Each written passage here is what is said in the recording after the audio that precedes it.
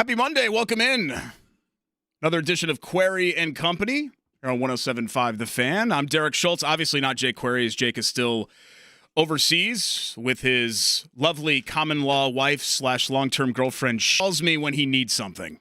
So Jake called me and he said, "Hey, buddy, my best friend, I need you.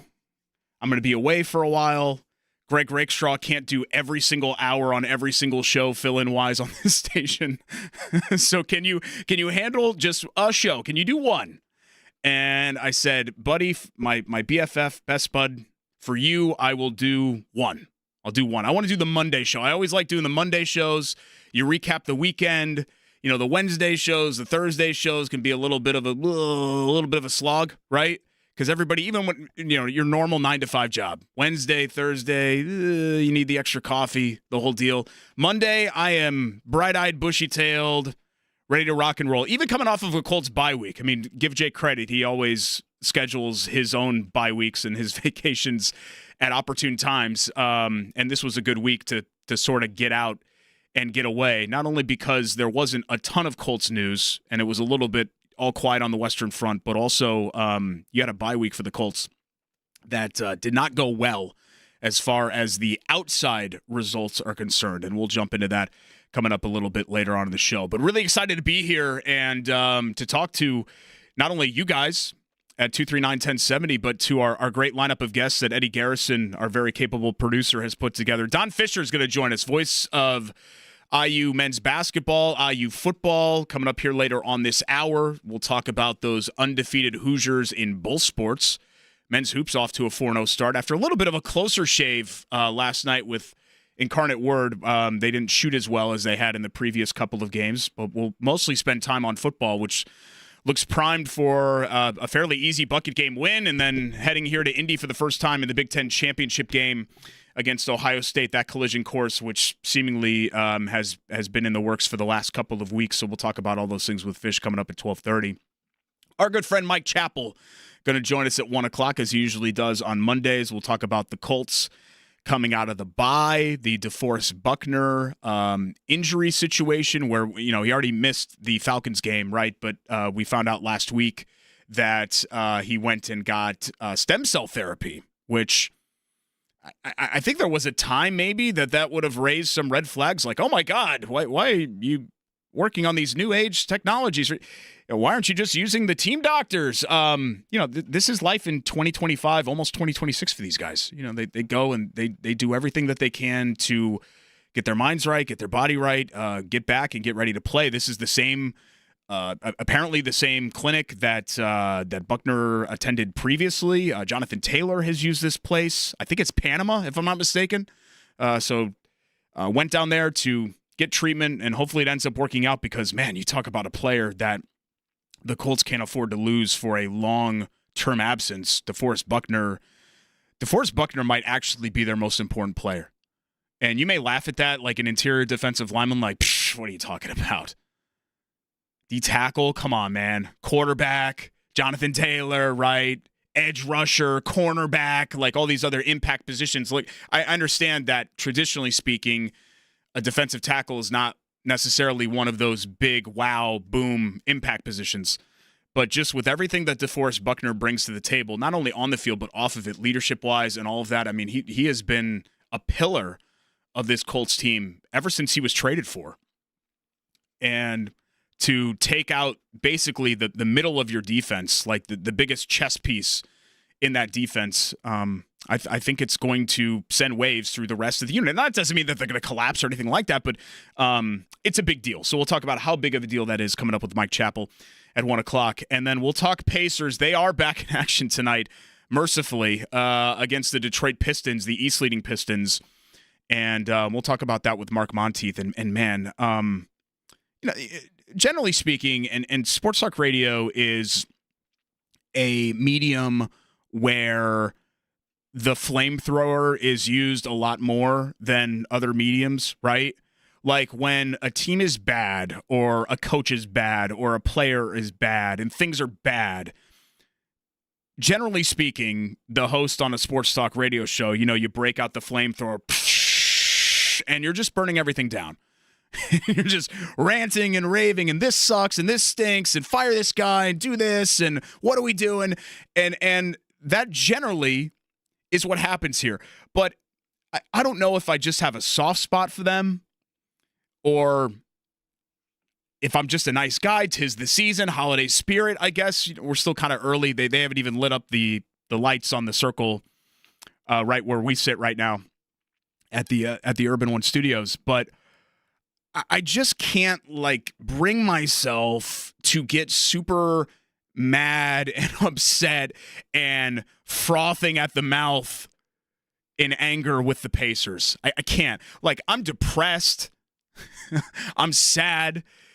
You watch them, and it's difficult to watch. And that's not me making excuses for them because of the injury situation or whatever else. But let's face it.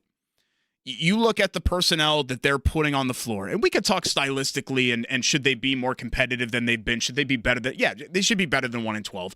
They shouldn't be giving up 150 whatever points to the Utah Jazz.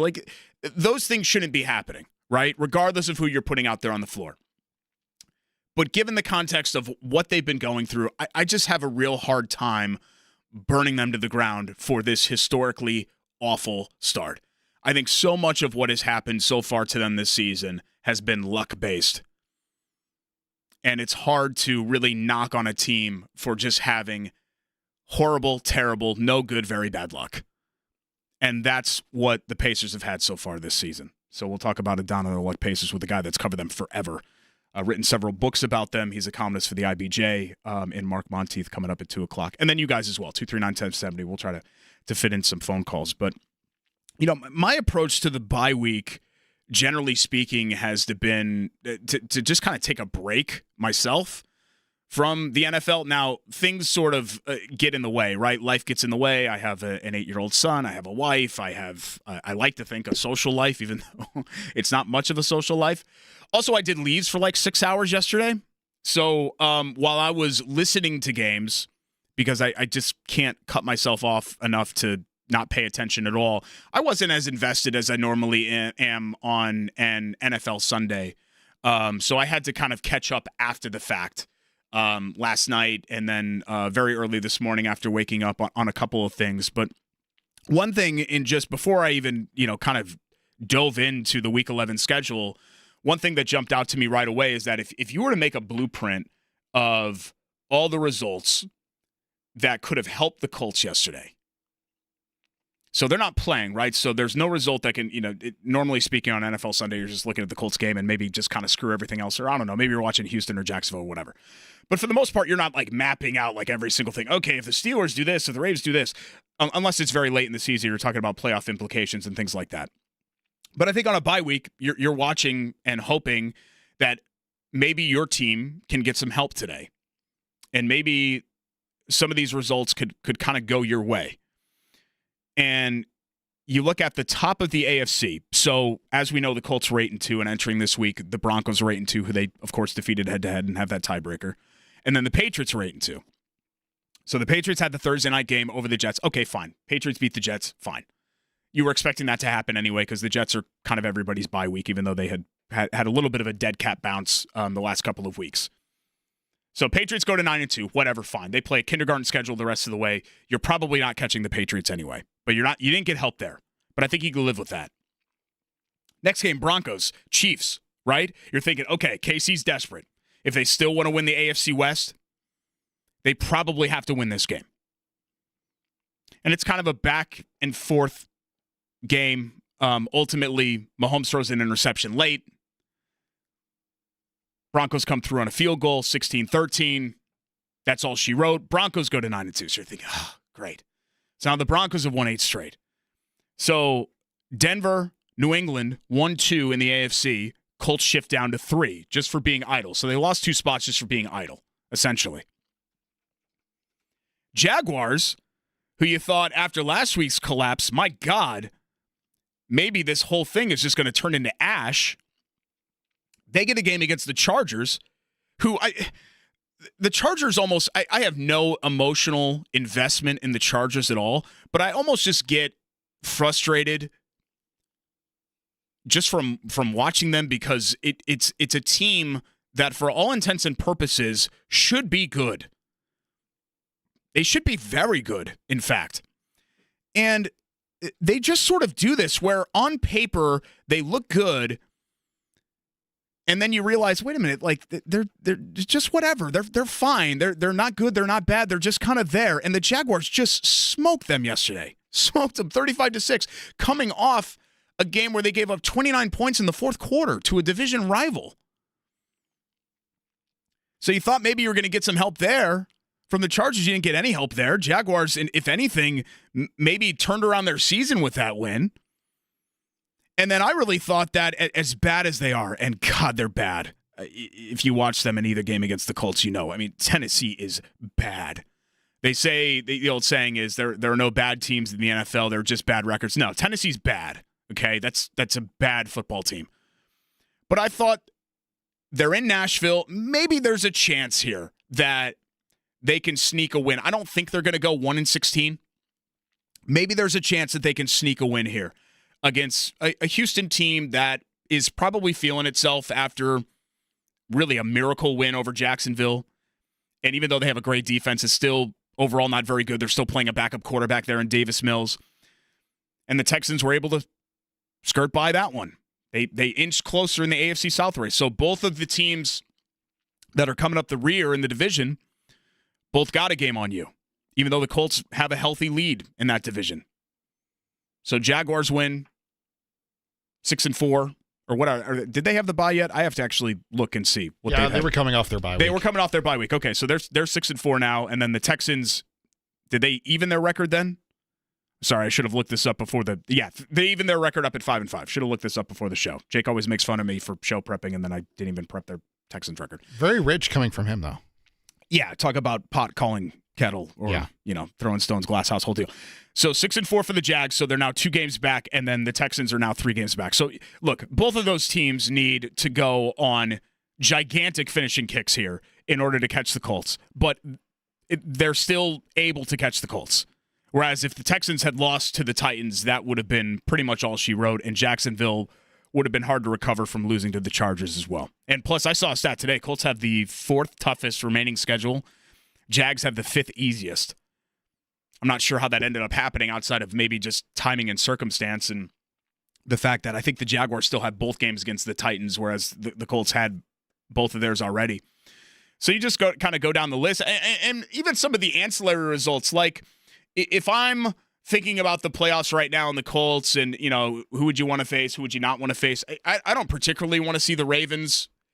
I don't. I know that this is a little bit of an off-brand Ravens team, but I don't really want to see them in there. Maybe you don't want to see the Steelers either, having already beaten you this year. And they won 2. Literally every result that could have helped the Colts, even minutely, even if we're stretching the word help, benefited the Colts, did not go their way. So ultimately, not a great bye week for them. But if we're doing glass half full, and we'll talk about this with Mike Chappell a little bit, if you just kind of look around at the rest of the NFL, there isn't a team that really is a juggernaut or that scares you or you think you can't beat that team. I mean, maybe the Bills on their best day scares you, right? But you just never know when the Bills are going to have their best day. Because sometimes the Bills are scoring 44 points against the Buccaneers, and sometimes they're losing to the Dolphins, and they're scoreless through 3 quarters. You just don't know what you're going to get with that team. And with that Jekyll and Hyde-ness, it's hard to sort of rely on them being some sort of unstoppable force that is a bridge too far or a mountain that you can't climb. Obviously, the Chiefs being in their situation with losing, that's another thing that kind of adds into the bye week results. What would you have rather had? The Chiefs beat the Broncos in Denver and then they're feeling good about themselves, or the Chiefs losing that game and basically their season is on the line next week at home? I mean, Arrowhead's tough regardless, right? But I would rather have had the Chiefs coming off a win than a loss, licking their wounds, understanding that the situation for them is dire right now. But that's a team that, you give them the benefit of the doubt because they're the Chiefs and they're still the names and the faces that you recognize. But that doesn't look like a vintage Chiefs team either. And then if you look at the teams that are actually at the top of the standings, the Broncos, we saw the Colts offense dunk all over the Broncos here in week 2. Just did whatever they wanted in that game. And you can say what you want about the penalty on the field goal kick and the whole deal. And, yeah, the Broncos really blew it. I don't know. Say that about any number of games. Yeah, you could make an argument that the Broncos blew it. I could just as easily make an argument that if Shane Steichen had been aggressive the whole way, the Colts would have marched down the field and scored a game-winning touchdown anyway.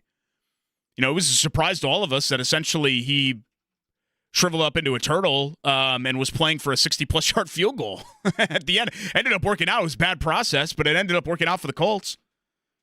But I don't think Denver necessarily blew that game. I think the Colts took it from them. And then the Patriots, that's a good team. They've got a pretty bad division there, especially with the bottom 2 teams, and a really rough finishing schedule.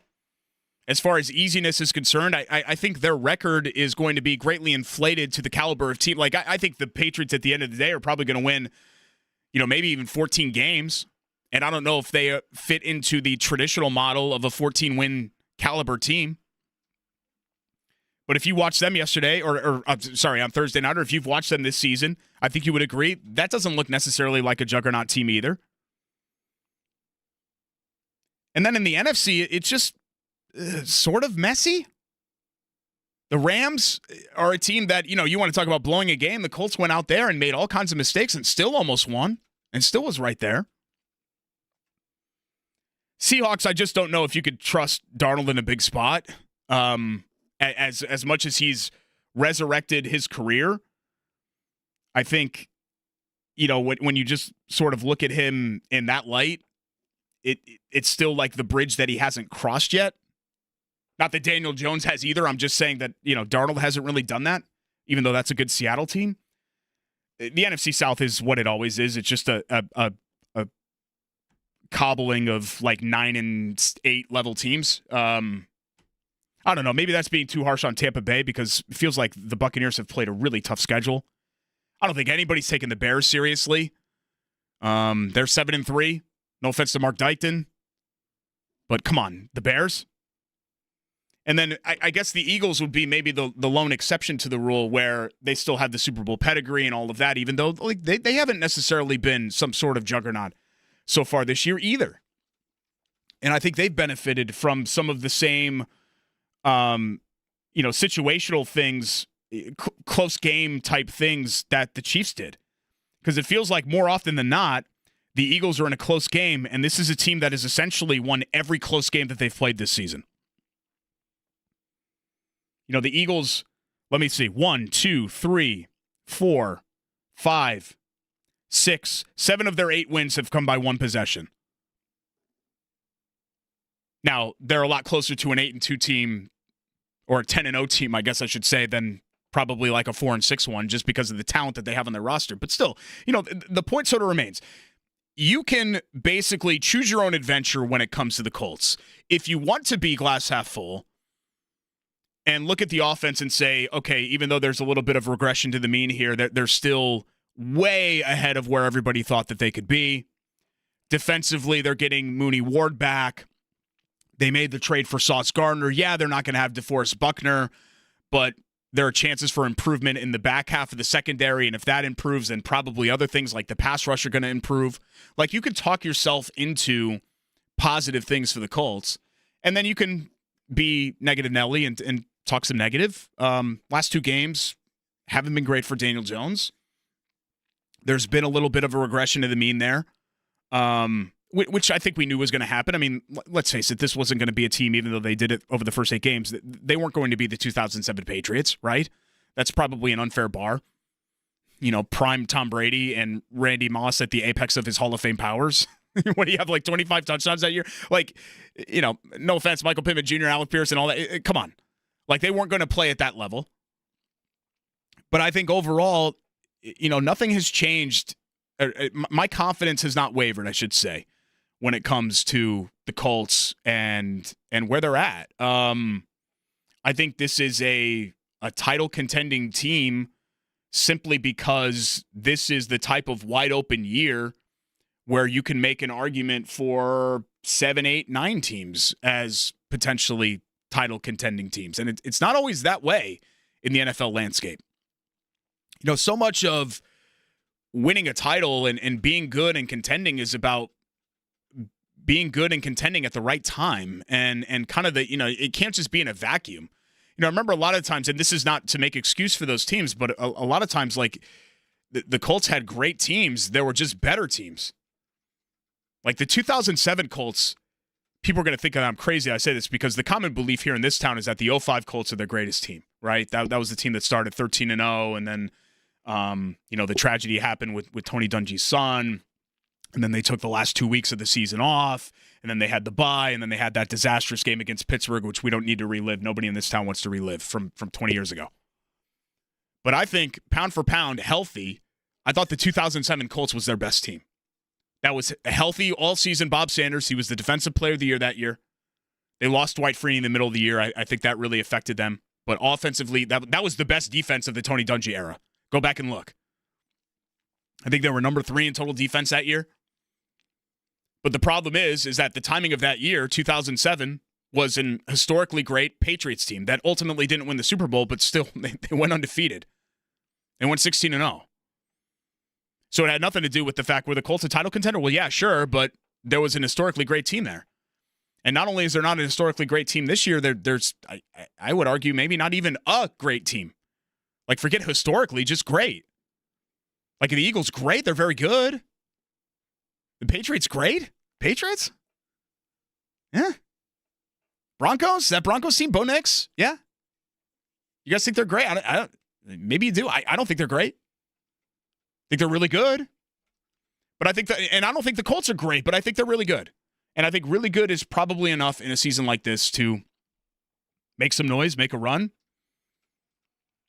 win a couple of games, get to where they need to be. And let's face it, guys, like, this is a team that hasn't won the division in 11 years. They've won one playoff game in that span. You know, making the divisional round or making the AFC Championship, that would be a great step forward. I'm not saying that I'd be happy about that given what the Colts have started with. I want more than that. You know what I mean? I want more than a wild card weekend win out of this, or more than an AFC South Division Championship out of this. But if we're taking, like, the eagle-eye view on where this franchise has been, you would have signed up for that season beforehand. So I'm not going to get doom and gloom about it. The bye week didn't go great. Colts didn't get any help yesterday. But I'm not sure that really matters in the grand scheme of things. What I'm interested to see is how they respond out of the break against a desperate, and that's exactly what they're going to be, a desperate Chiefs team at Arrowhead. Because while a loss there wouldn't necessarily spell doom or anything like that, I think a win would tell you everything that you need to know about the 2025 Colts.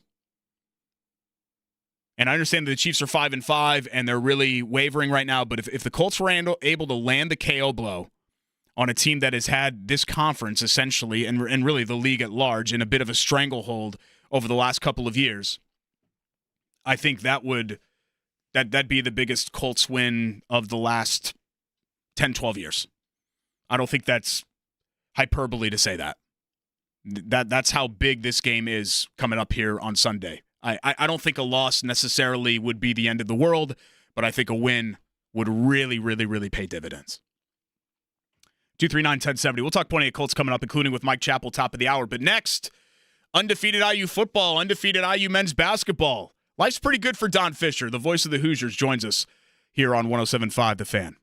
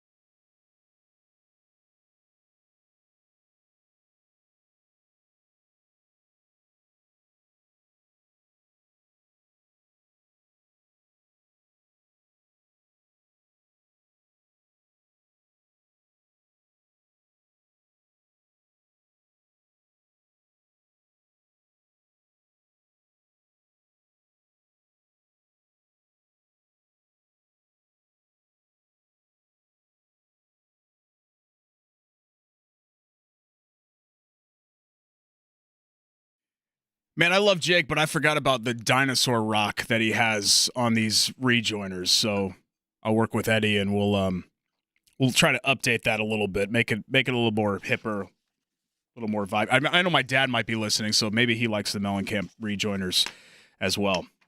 Derek Schultz filling in for my good friend Jake Query as he is away on vacation overseas.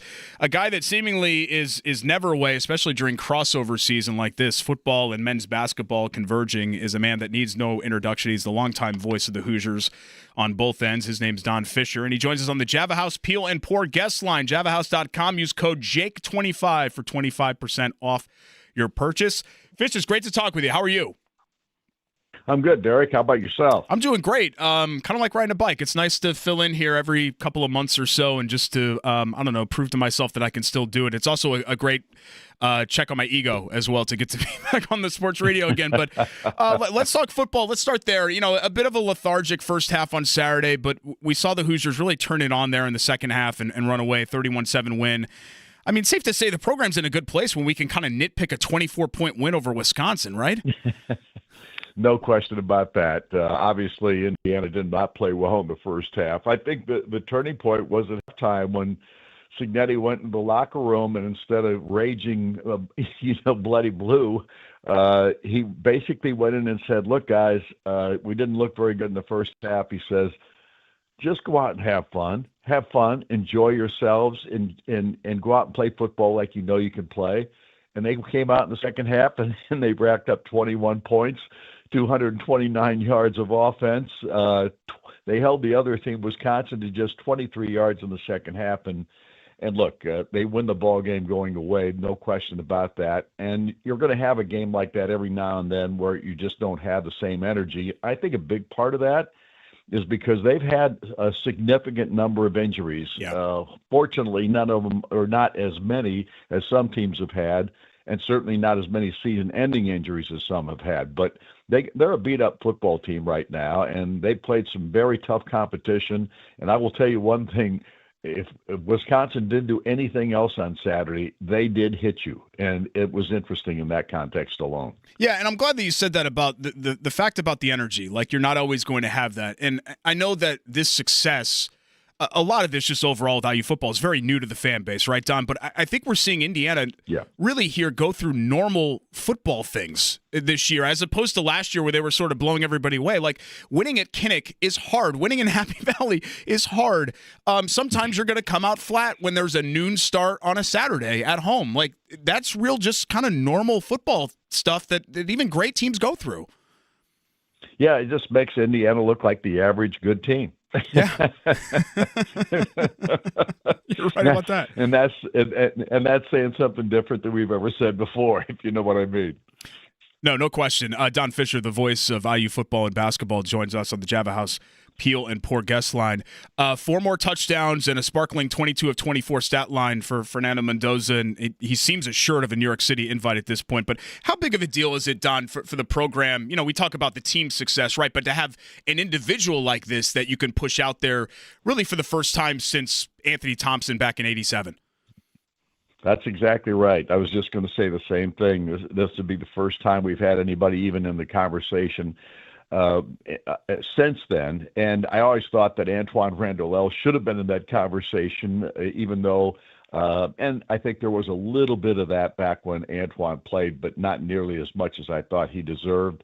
That being said, to have somebody in that role again is really enlightening in the sense of what Indiana football has been able to do here in the last couple of years. And I thought Curtis Rourke last year was phenomenal. I thought he was the best decision maker I'd ever seen on the football field from an Indiana perspective. And he did not disappoint me in anything that he did last year. And he played through an injury that was incredibly tough. And then you got Curtis Rourke, who comes along and he tops him. I mean, he's now broken Curtis's record of 30 touchdown passes in a season, or his record of 29 that Rourke held, and now he's got 30. And we still got a game and maybe more than 1 or 2 games in the postseason. So it's going to be very interesting to see how that all plays out. But the most important thing right now is that he's Indiana's quarterback and he is available for the rest of the season. And knock on wood, of course, we're hoping there's no injuries involved there. It's wild, Fish, because he's been here for like 6 months, and it feels like it just something about him and the way that he talks about the team, and he'll do the post game interviews or whatever else. It just feels like he's been here forever, like he just gets it. And here's a kid that you grew up in Miami, right? And then he goes to Cal, and he just kind of airdrops in. I mean, this is the new era that we're in, where guys just airdrop in, but not always do those guys sort of acclimate themselves right away to their surroundings. And there's just very much like a one of us feel with Mendoza, I feel like, and it reverberates around the locker room as well. That is absolutely true, and this kid's a great leader. He talks constantly to his teammates about how good they are. He just does, and he says all the right stuff, and I don't think it's fake in any way, shape, or form. He really believes it, and what tells you the most is that Curt Cignetti has said the exact same things. He's talking about this young man, what he is like in the locker room, how he gets along with his teammates, how he encourages everybody. And it's all after. He doesn't even talk about himself in that regard, other than the fact that he says, I just got to get better at this, and this. But he's just a terrific young man. There's just no question about it. His brother Alberto, I think, is a different personality, so to speak, but just the same kind of person, which tells you a lot about the parenting of these guys. And I just think Indiana is really well represented by Fernando Mendoza, and will be as well at the high school ceremonies, because I think he'll be invited for sure. Someone else I wanted to talk about too is Omar Cooper Jr., and he had another touchdown catch on Saturday, but I kind of wanted to go back to that, and I know you talked about this with Jake as well, Don, but the Penn State winner in the back of the end zone, and just sort of his career arc, if you will, or his character arc in a way, because here's an Indianapolis kid that pledged IU when, let's face it, things were not good, right? And he still gave his pledge to Indiana. He stuck through a coaching change, something that seems to be extremely rare for guys in this era. And then he makes perhaps the biggest play in IU football history last week. As much as Mendoza is maybe like the new age kind of blueprint for players, I look at Cooper as sort of the old school way, right? You kind of grow and stick around and develop, and we've seen him just get better and better each year. But man, am I right in saying he's become a legitimate frontline Big Ten receiver, not just the most memorable play arguably in Indiana history, but a guy that they can really rely on? There is no question about that. He was that guy last year too. He had his breakout year last season, no question about that, and he's just built on it throughout this season. And the play that he made against Penn State will go down in history as one of the greatest ever. I've heard guys on the national scene talk about that catch and how he got his eyes down to see where the out-of-bounds line was and get that ball into the ends, or to get the touchdown call, to get his leg down, to do what he did. Just a phenomenal play, and that's going to be one of the greatest of all time, no matter what team you're talking about or what catch has been made. With the importance of it at the time that it happened, all of that plays into it as well. So, no question. And Omar is a great young man. He's a great guy to talk to. Cares all about his football team rather than himself, and still knows that he's got a long way to go as far as improvement is concerned. I say a long way to go in the sense of maybe where he wants to be in his future, but I'm talking about he has just grown and grown as a football player at IU. And again, it's another kid from Lawrence North High School that has shown that he is the real deal. And there's no doubt Lawrence North has had some really good players come out of there from a football standpoint, and basketball as well. But I think he's just another example of the kind of kid that you want on your football team. The great Don Fisher joins us on the Java House Peel and Pour guest line here on Query & Company. Thanks so much for joining us. JavaHouse.com. Use code Jake25 for 25% off your purchase. Let's shift over to basketball, too. Hoosiers undefeated there. A little bit of a closer shave last night than the first couple of games, but Fish, I'm not telling you anything that you don't already know. Fans weigh winning over everything, right? So watchability is not everything.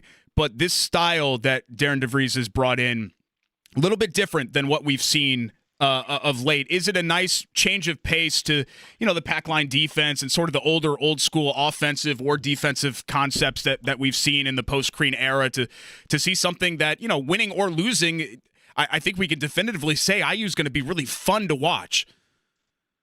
That is absolutely the case. How good they're going to be in the Big Ten, we'll find that out. The future will tell. But here's what we do know: this team plays together.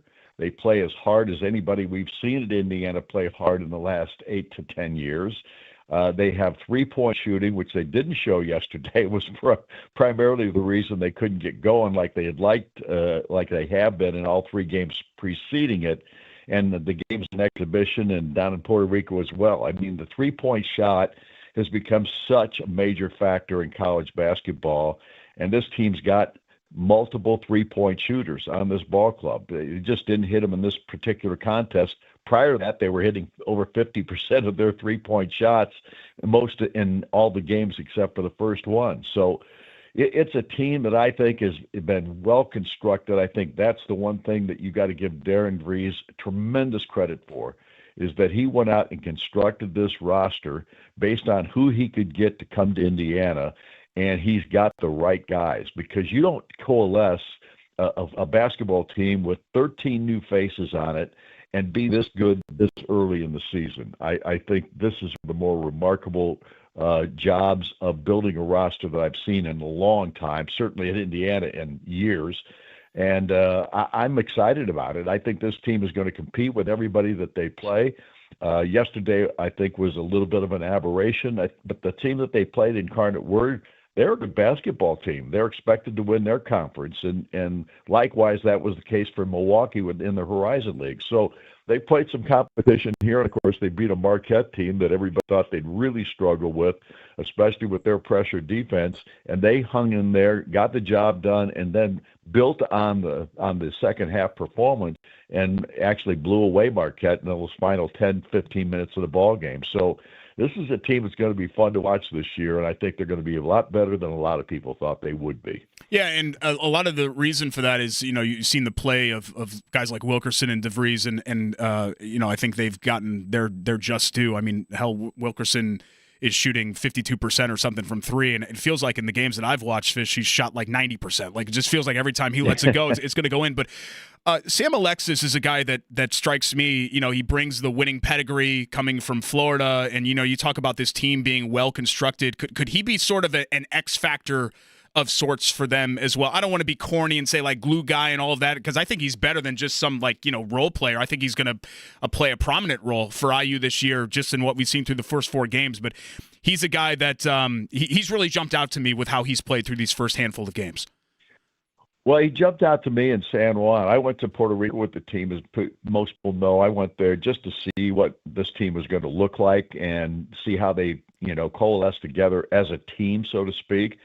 I was blown away by Alexis down there, and he came off the bench in all of those ball games, continues to do so here in the early part of this season. But he comes off the bench every single time with energy. He goes out there and does his role, so to speak, because he's really an undersized post player. But he plays like a guy that's 6'10" because he's so athletic, he's quick, and he does all the right things underneath the basket, and he just plays as hard as anybody on the court in his position. So I just think he is exemplary in the sense of what he's been able to accomplish to this point. I'm assuming that he's probably going to continue to come off the bench, at least for the time being. But I just love what he brings to the table. Every time he comes out there, it seems to give this team a spark, because he can get up and down the floor and do all the things that a normal post player generally doesn't do. He runs the floor really well and all those kinds of things. Reed Bailey does too. Bailey's probably more adept at running down the floor and doing it with a basketball in his hand than Sam is. But Alexis does bring something different to the table, and I really like what I've seen from him thus far. Last thing here, Fish, and I apologize if you've covered this already, because I think a lot of IU fans have circled the date December 6th with the Big Ten football championship likely, and then, of course, the Louisville game. Would you double dip and do the double, kind of like the 400 and the 500 in racing? Would you do both games that day, or would you just allocate yourself to football and let somebody else handle basketball? I'm contemplating doing both at this point, but I'm not sure that's going to happen. It all kind of depends too. I've already had my cold for the year, so hopefully I don't get another one of those.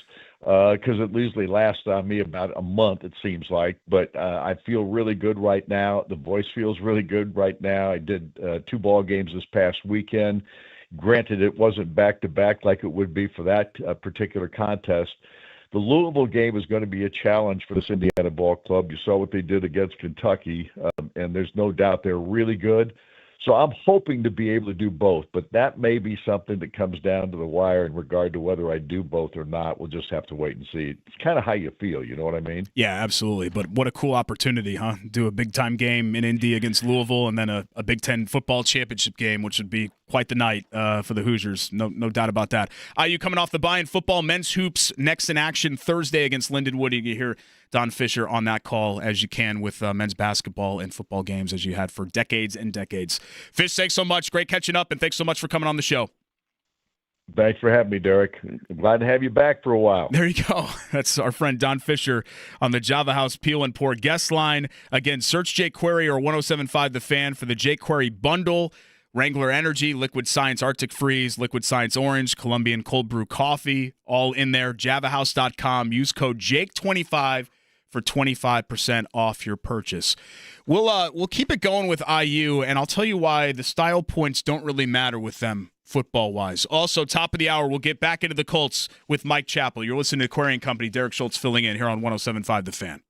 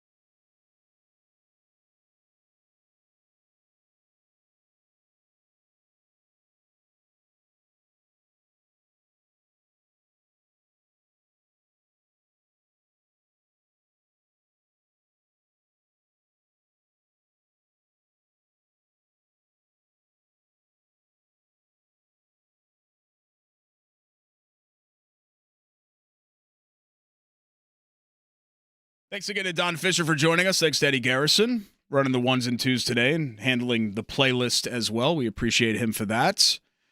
So IU 11-0. It still feels weird to say out loud, doesn't it? Yeah, they're 11-0. Of course they're 11-0. What are you talking about? It feels weird for all of this to just be normal. Fish had mentioned Antoine Randall, and my senior year at IU was his freshman year. My freshman year at IU was his senior year, and that was a team that was good. They ended up 5-6, so you kind of fall into the dustbin of history when you're 5-6. But back in those days, Indiana, instead of playing like local high schools, they played a really rough non-conference schedule, and they played Kentucky because that was a yearly rivalry game. There was a trophy for that. What was it, Bourbon Barrel or something? I'm trying to remember what the old IU UK football trophy was. I think it was something bourbon related, I want to say. And then they also played Utah, and then they started the season, I think it was a Thursday night football game at NC State. Was the Bourbon Barrel. Bourbon Barrel. Okay, good. Yeah. I got that right. All right, awesome. My memories, I'm in my 40s now. My memory's starting to go. And then they played at NC State when God bless him, Cam Cameron had the bright idea to move Antoine Randall to receiver for a game, and it went about as poorly as you thought it would. That was like the Phillip Rivers NC State team that they lost. So, that easily they lost. They beat Kentucky, but they lost those other two games, I believe, if I have that right. I think that's right. So they would have been a 7-5 team or a 7-4 team, whatever, had they scheduled maybe lighter in the non-conference. But anyway, I was there for the Randall year, and that was, you thought at that time, man, this is as good as it gets, man. Indiana's competing for a bowl game. They were 4-4 in the Big Ten. You're like, oh my God, they went 500. They won as many games as they lost in the Big Ten. This is amazing. And then I got to see the last three, the entire Jerry DiNardo era, which was, kind of a disaster. And I'm not going to rehash all, you guys know, they were the losingest program ever until 2 weeks ago when Northwestern took back over that. But, all of this sort of feeling normal again, it also is just taking some mental adjustments, I think, with fans, because these things having a 10-7 halftime lead against Wisconsin, you're like, what's wrong? Whoa, what's happening? God, they're so flat. And it's like, no, it's a noon start on a Saturday, and they're flat. Teams are flat sometimes. It just happened. You're not going to beat everybody 56-3. That's life. And of course, they come out in the third quarter and they turn the Jets on, and whatever. It's the game that you expected it to be. 31-7. They win running away. They were never going to lose that game. They were never going to lose to Wisconsin. The game in State College was a game that they were in danger of losing, right? Until the theatrics and the heroics at the end.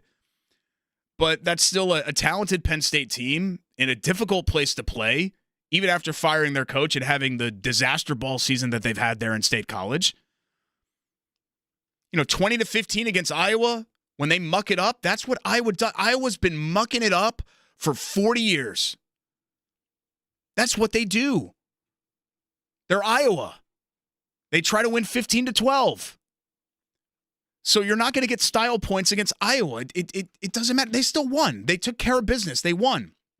So instead of focusing on style points and beating the hell out of everybody, just focus on what you need to focus on here. They're going to go to the Big Ten championship game. They're going to play Ohio State. They've got everything still in front of them this season.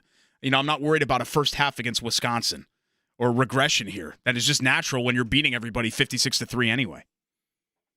Off my soapbox when it comes to IU. We'll shift it over to the Colts. The dean of Colts coverage, Mike Chappell, joins us next.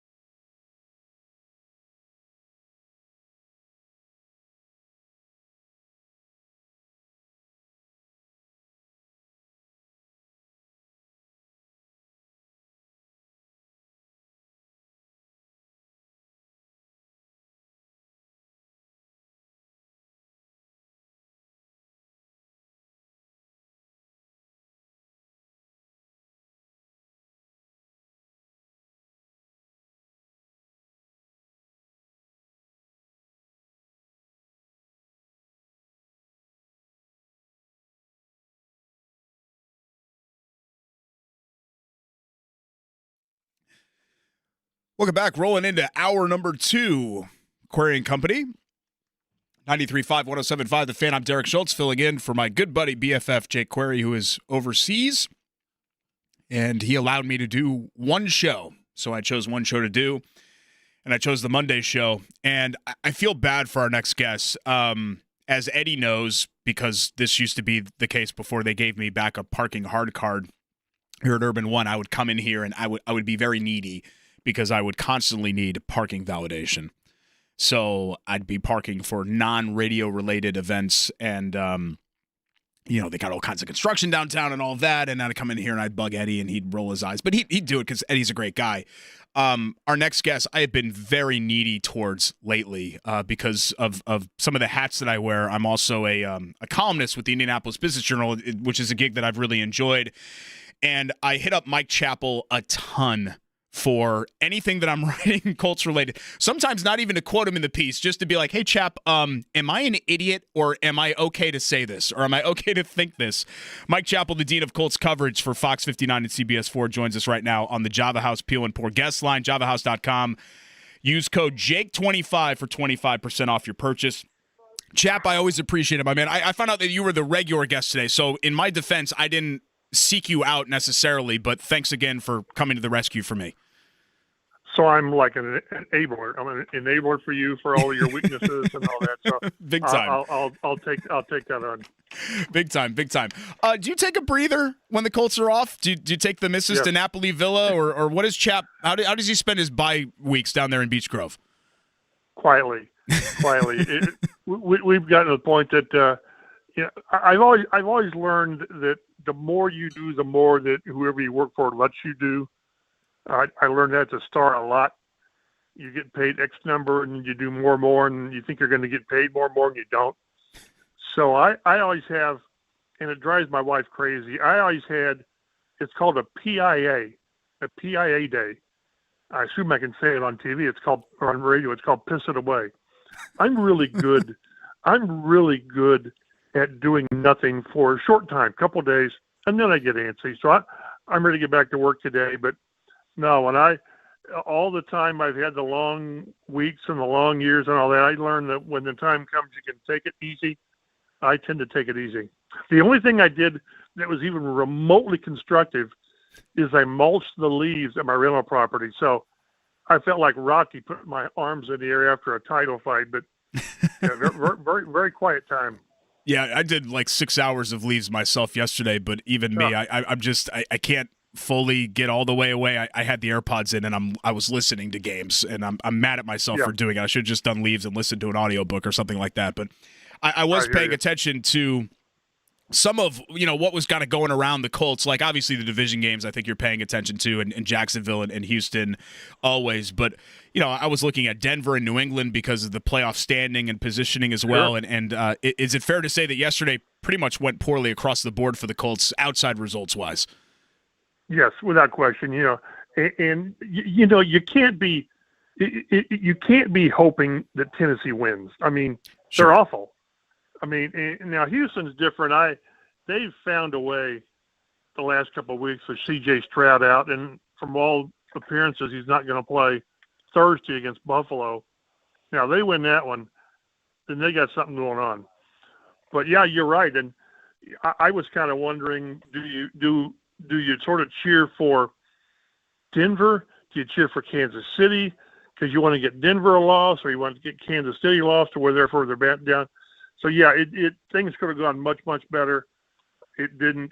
This is just a case of at 8-2, we just had Michael Pittman on a Zoom, and as much as they've done at 8-2, they've still got to finish this. And what yesterday showed you is that Jacksonville and Houston are not going to go away.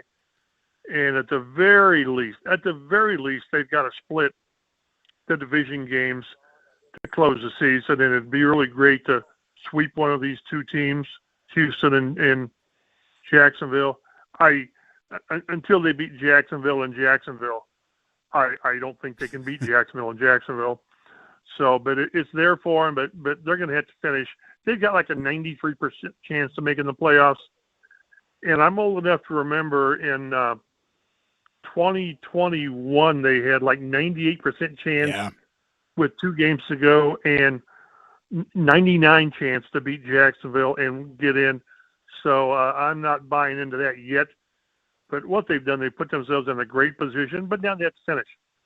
Yeah, and not only the great position, but like as much as we talk about, oh, well, yesterday's results went poorly, I'm not going to say that I'm an expert necessarily on all these other teams. I'm not just obsessing over what everyone else is doing, but at the same time, from what I've watched of New England and Denver and even some of the teams in the NFC as well, I think this is a year, Chap, where everyone kind of looks flawed, right? There are no juggernauts. There are a bunch of teams. I don't know if the Colts are great, but I can firmly say that they're very good, and I think that they're surrounded by very good teams. Like, I don't see anything that gives me an indication that the Colts can't make a run. Well, because, again, you want to think, well, boy, Buffalo's got their act together after yesterday, but there were a couple of duds. They lost in Miami, for crying out loud. Yeah. So, yeah, and everyone who thinks that, well, Detroit's going to be this great powerhouse or Green Bay, and that's not the case. And in the AFC, no one's really stepped up. They really haven't. And New England, I guess, yes, but all of a sudden, the AFC East isn't all that strong. And with Denver, this team kind of, yes, they lucked out to beat Denver. They did. Let's not get past that. But they beat them, but things even out. They should have beaten the Rams, who might be the best team in the league right now. So this is the perfect year. This is the perfect storm type thing, where you're playing really well. You've got a running back that's just playing historically well, and no one's really, well, you can't beat these. I don't know why you can't, like you said. So this is the year. And, again, it gets really tough. I'm writing about that tomorrow on Fox 59, CBS 4, I guess later today. But you've got to take care of business. But at least what they've done, again, is give themselves a really good position moving forward. Why can't they win in Kansas City? I mean, they did with Jacoby Brissett in whatever it was, 2019, whatever it was. 19. So, and gosh, they beat the Chiefs here in 2022, and we all want to forget that season. So, yeah, they're in good position, but they got to come out playing well, and that means cutting down the turnovers by Jones, and it's just to see how far Jonathan Taylor can carry this team. Yeah, not that it means anything for Sunday, but if I'm not mistaken, the Colts are the only team that Patrick Mahomes has never defeated, correct? He beat them in the playoffs. Oh, that's right. In the regular season, I guess that would be. Because that was the divisional season. Round in 18. Right. They ended up beating him. Yeah, that's right. Right. Yeah, I remember that. But, yeah, he's 0-2, and he couldn't beat him when everybody was beating him in 2022. So, but, yeah, it's what you have to do in although they didn't do it in Pittsburgh, which is a bummer, which makes me wonder, can they get by in Jacksonville? But once you get past, well, we're going into Arrowhead Stadium, oh, my God, Mahomes. You get past that, if there is an awe factor in the NFL, which there really shouldn't be, there just shouldn't be. You get past that and you rely on what you've done. Again, I've taken the approach with this team is that it should be sustainable as long as the protection is better than what it's been the last 2 games. They've really not done anything crazy off the charts. Until Taylor goes for 244 in Berlin. But it's been a really good running game. It's been an efficient passing game, spread the ball around. They might have one receiver get 1,000 yards, maybe, and that's Tyler Warren. But the defense has been okay. It should get much better with Mooney and Sauce Gardner. Now you're going to have to compensate for no DeForest Buckner for a while, but I like the way they're playing because they're just sort of going out and doing what they do, with occasionally Jonathan Taylor doing really crazy, stupid stuff. Yeah, you mentioned Buckner. How concerned are you, Chap, about that absence? Because we know that he's not going to come back, I think, until at the earliest it would be the Seattle game. And if there's any sort of a prolonged absence there, I mean, he's just such a linchpin of that defense and a key to what they do both on and off the field. What you always kind of look at is what's the drop-off between this guy and his backup, and it's immense. that's why I've taken the approach that I think the quarterback is the MVP of a team, because the drop off from Daniel Jones to Riley Leonard is immense. And that's not to say they wouldn't miss Taylor. They would immensely, but I think they could sort of find a way to have a somewhat effective run game.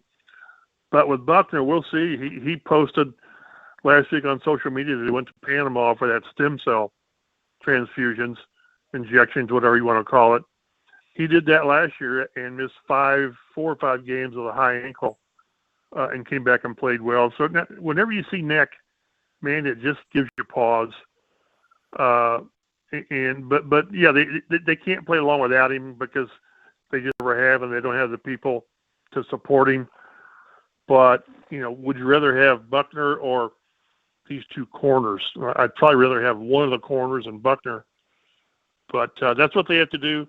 And getting 2 elite corners at the same time, if Ward clears concussion, will be huge. I can't think of the last time they've had 2 corners like this. I really can't.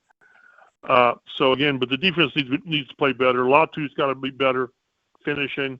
Quiddy Bay's got to kick his game up. But missing Buck's going to be a while. And again, it's at least 3 games, and then we'll see. Mike Chappell, the Dean of Colts coverage. You can read him and check him out, Fox 59, CBS 4, as well as the Colts Blue Zone podcast. He's our guest on the Java House Peel and Port guest line, javahouse.com. Use code Jake25 for 25% off your purchase. Chap, you mentioned Taylor earlier in this historic season that he's having, especially with really what we've seen is kind of uneven quarterback play. I go to the Rams-Seahawks game, I think is a great example, in Darnold and Stafford, and those are 2 guys that have sort of been in the MVP discussion, and then you've got Drake May with the Patriots, but nobody's really blowing you away. Even though it's become a quarterback award, do you think there's a legitimate chance for Taylor to actually be a serious MVP threat if he keeps putting up historic numbers, just because there doesn't appear to be anybody that's really kind of taken the baton and running with this thing? Yeah, if I had to sort of handicap it now, I'd say Stafford's 1. I'd put Taylor 2, and then Drake May 3, I guess. And Darnold, it just shows you that, was it 4 turnovers? See if the national media roasts him like they did Daniel Jones the last couple of weeks. Yeah, it's just the last running back was Adrian Peterson in 2012. But I was looking at some stats, and right now Taylor has outrushed like 13 teams. He has more total touchdowns than 3 teams, Tennessee, the Raiders, and the Saints, and as many as Cleveland. So, and the only teams that have as many rushing touchdowns or more are Buffalo and the Giants. So he's got more rushing TDs than like 29 teams. So it's just, but what I do remember is in 2021, was it when he had 1,800 yards and 20 touchdowns, and he didn't even get Offensive Player of the Year because of Cooper Kupp and the season he had. Yeah. So nothing's a given. But if what he needs to do is put those numbers up and say, there, if that's not enough for you, then I don't know what to tell you. But if he gets up to where he has 25, 26, 27 touchdowns, I think the record's 31 from Tomlinson, that's going to be hard unless one of these quarterbacks. And, Josh Allen, he had 6 touchdowns yesterday. Mm-hmm. Was it 3 and 3? If he keeps doing that kind of stuff, then with the East Coast bias and with the quarterback bias, he'll get it again. But I want to see Taylor just throw these numbers up there. And again, he's only had the one really off-the-charts great game. The rest of them have been mostly really good. I think he had another 150-plus, whatever it was. But if you give him 14, 16, 18 carries, he's going to break a couple because that's who he is.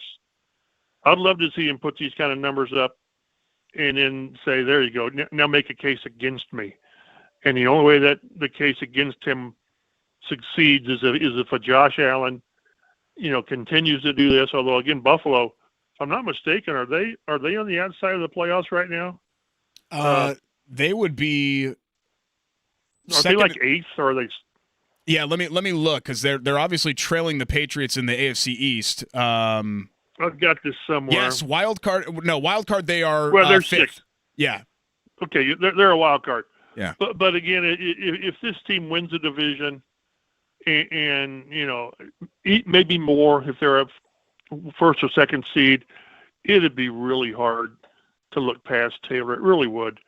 So I'd like him to have that evidence and say, there you go, work against me and see what happens. But it's an amazing season, and I'd love to see it continue. And again, the Chiefs, they're going to be in desperation mode on Sunday, but I didn't see anything against that defense that thinks, boy, this team can't move the ball. I see a defense that they can move the ball on, and so much of it just starts with Taylor.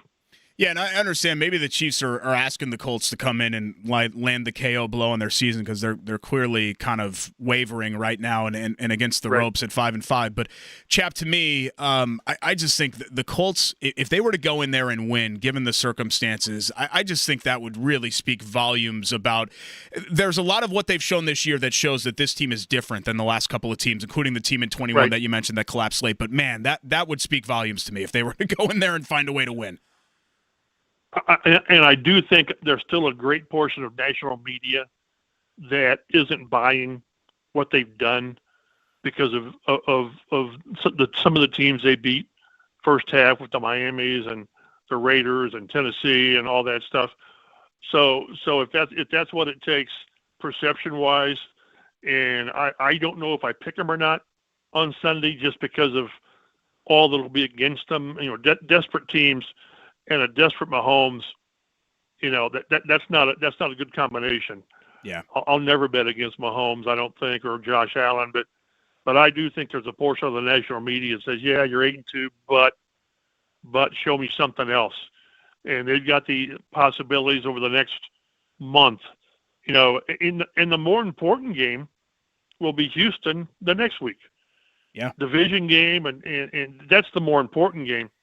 But you could make a major statement against the Chiefs. You beat the Chiefs, and all of a sudden you're the number one seed again. The only reason they're not the number one seed now is they've played one less game than the Patriots and the Broncos. So, and again, like I said, it's all about it's there for them. They've put themselves in this position, so take advantage of it. Yeah, in Houston, I mean, you beat them, and then suddenly they're off the table pretty much in the division race. You kind of take care of that. And then you go to Jacksonville, and I don't know. I mean, they've lost to every quarterback imaginable down in Jacksonville. Yeah, I'll never forget the Cody Kessler game, 6-0, when they were in the midst of that huge winning streak in 2018. Like that. Yeah, that was a good team and a good offense. Yeah. Holy smokes! Well, what an outlier that game was. 6-0, I think, is the right one there. Last thing here, Chap. Any concerns at all about regression for the offensive line that we saw from the previous two games? The Steelers game and the Falcons game, a little bit comparatively speaking to the first 8. And I think that obviously ties in with Daniel Jones as well. I think there's got to be some concern. I mean, was it 9 sacks in 8 games and then 12 in 2? Yeah. And I've made the mistake by saying offensive line. It's pass protection. It's everybody, because I think Taylor gave up a sack on one and they let the corner come in, unabated. But the edges, Ryan and Braden Smith need to pick their games up. And I think it's a concern until they show that it's not one. And the only way you do that is to keep Daniel Jones from getting pummeled. He's had like 8 fumbles this year, leads the league, which unfortunately reminds me of Matt Ryan, which was not a good thing that year. So, but for them to say, yeah, we'll be okay. Well, only if you get it fixed. And the only way you can fix it is by going out there and changing whatever you need to change adjustment-wise on schemes or whatever, and keep teams from, because again, until they get it fixed, teams are going to say that's your weakness. That's a weakness that you've got, and the only way to remedy that is to get it fixed. You can follow Chap at mchappell51 on X Twitter. If you're a podcast listener, Colts podcast listener, add Blue Zone Podcast your rotation as well. He and Dave and the rest of the crew over there do a great job. Fox59.com. Of course, for more. Always appreciate it, Chap, and I'll try to wait at the very least until 2026 to bug you again. How about that? You've got my number whenever you need something. Appreciate you, pal. Thanks so much. See ya. That's Mike Chappell, just the nicest guy, and I swear that I always feel bad because I'm reaching out to him every couple of weeks. I'm shooting him texts about this or that or this column or that column or, hey, do the radio show, whatever else. And he is always, like a true Southsider, he is always gracious and gentlemanly with his time, and we really, really appreciate it. We'll talk about what I just mentioned with Chap and the concerns about a regression, a fall off. I don't want to think about the worst case scenario. I don't. I'm a glass half full thinker. I'm not a glass half empty one, but we're going to outline the glass half empty situation for the Colts coming out of the bye when we come back. It's Derek Schultz filling in for Jay Query here on Query and Company, 93.5, 107.5 The Fan.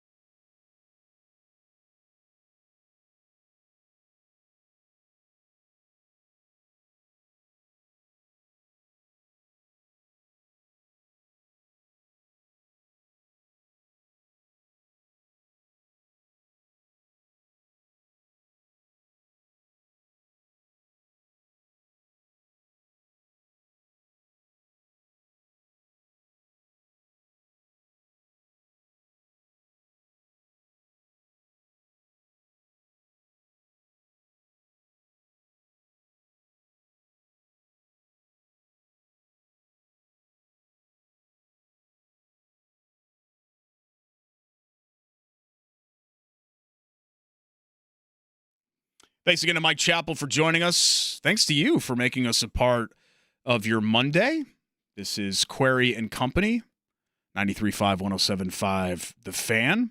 It is always kind of funny to come in here. You know, I've filled in for John's show too, which is great, and that feels a little bit less awkward for me. But like coming in here and sitting where Jake sits, and it's like his show and all of that, and I'm like, yeah, I'm Derek Schultz here on Jake Query's show in Jake Query's chair with Jake Query's Java House. Even though I love Java House too, I had Java House on Saturday.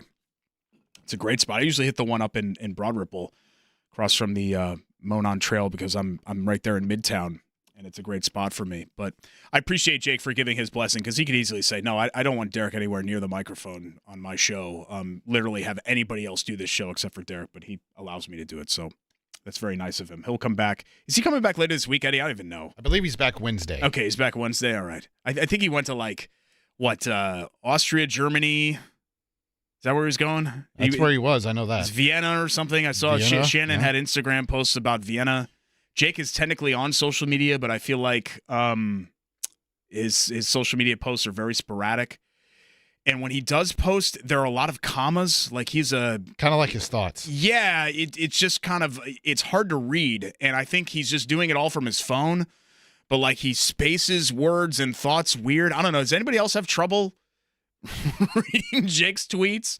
If you follow Jake on Twitter, maybe you know what I'm talking about. It's just a little scattershot. Like it's not that he has bad takes. I think for the most part, Jake has decent to okay takes, but the tweets are just kind of like all over the place. And I think I've told him that before, but he just gets mad about it.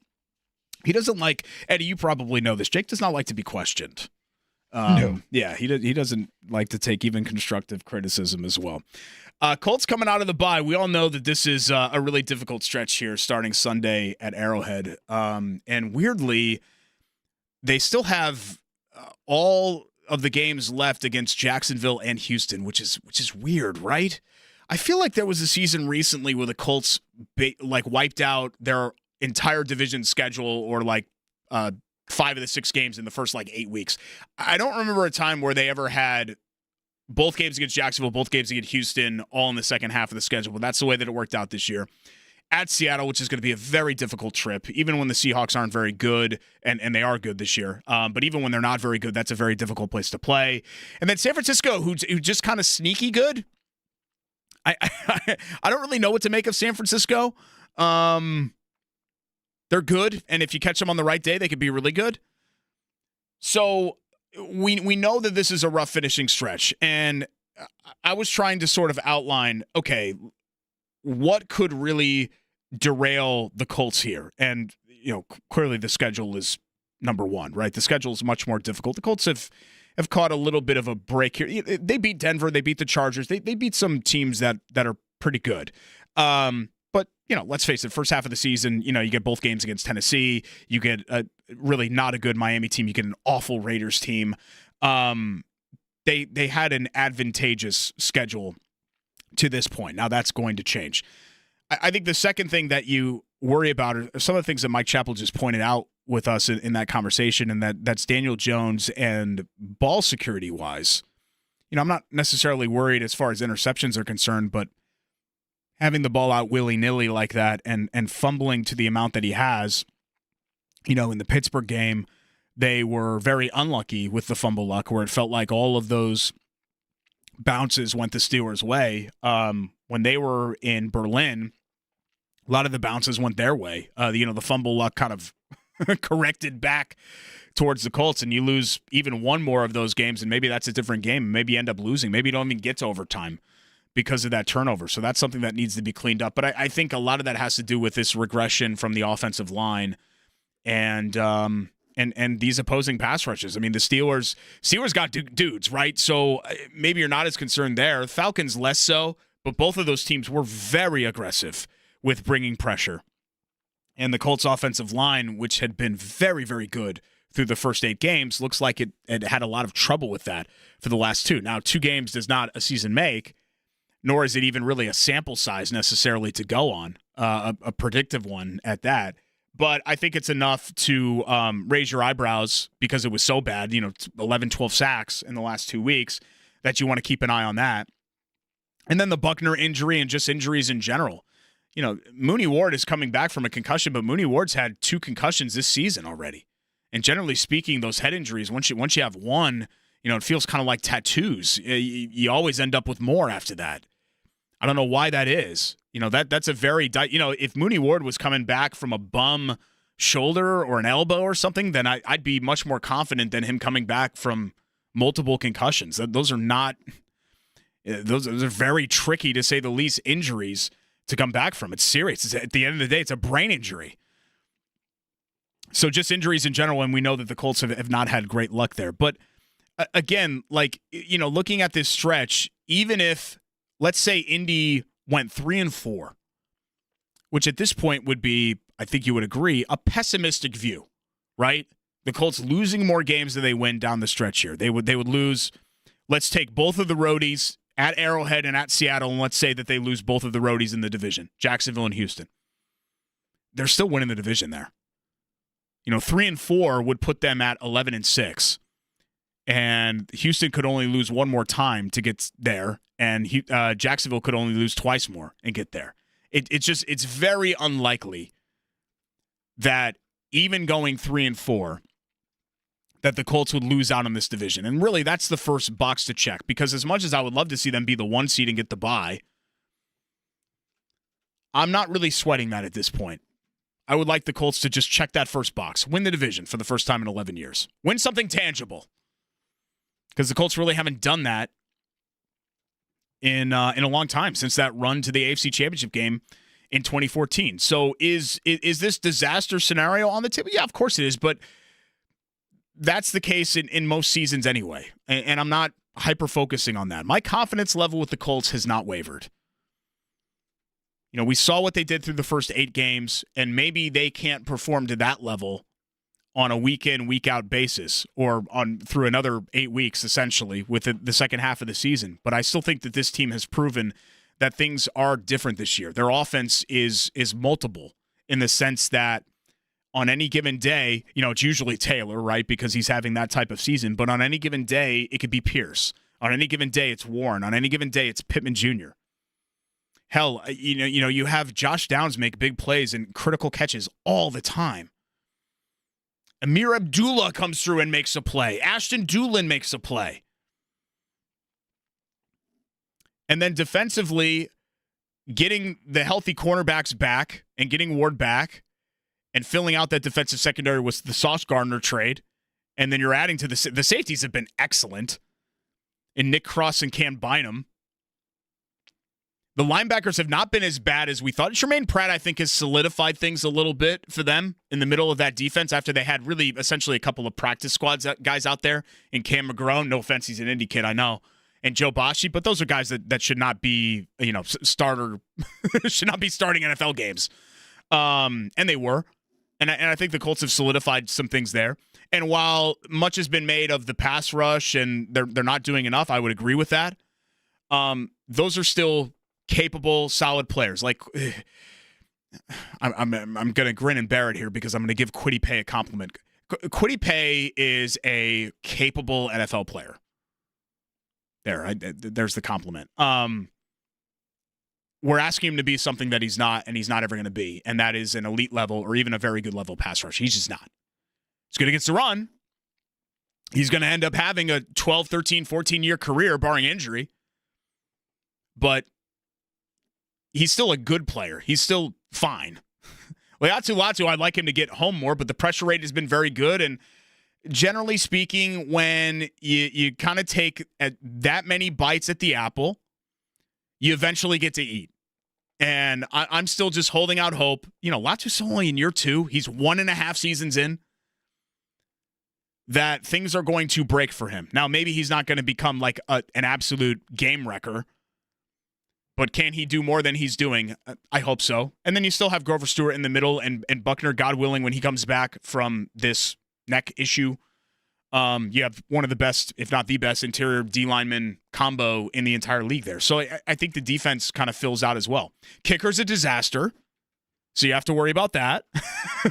But if you wanted to pick a position on the team to be a disaster, I think that's probably the one that maybe you would pick, certainly more so than edge or corner or quarterback or wide receiver or some of these other positions that we're talking about, offensive tackle or some of these other positions that we're talking about here, that, you can hide that a little bit more, especially with Shane Steichen's propensity to go for 2 and to be aggressive and go for 4th downs and all of that. So I still think the Colts are in a fantastic, advantageous position. And when I've filled in on these shows, it's been very rare that I've been the Colts glass half full guy. I have mostly been a Colts pessimist. And rightfully so. I think it's fair to have been a Colts pessimist over, the last decade or so. But this year, it feels different. Personnel-wise, they've improved.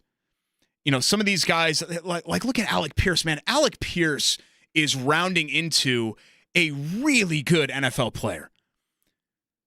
Like we thought in this town, okay, maybe Alec Pierce could be just a one-trick pony, and he's our home run hitter, and he's our deep threat, and that's it. And he's like, the guy that bats 200 but launches 30 home. I guess that's more common than late. The guy that bats 150 and can launch 30 homers. Glenn Allen Hill or something like that. I'm reaching into the way back bin there. But if you're a Cubs guy or you're a Yankees guy, you probably know who I'm talking about. Just violent swing. And when he'd swing and miss, it would blow over buildings. But when he'd swing and connect, he'd hit it into, Jupiter. Adam Dunn? Yeah, but Adam Dunn, sure. I think Adam Dunn was a little bit of a better player than that. Jake likes to use Adam Dunn as that example. But yeah, Adam Dunn was a true outcomes guy. Which is now, 20 years ago was weird to have a player like that, but now is more commonplace. And I'm not trying to get into a baseball discussion here. But Alec Pierce he's a great blocker. He's a great route runner. He's a great high point guy. Go up and get the ball. Yeah, he's great at running an out route and just, vert, go. Throw you a YOLO ball here. Like, Alec Pierce is still great at that, but he's great at all these other things too. Pound for pound, I think, and this is not a knock on Michael Pittman Jr., who's been a very good and productive player. I think pound for pound, he's their best receiver.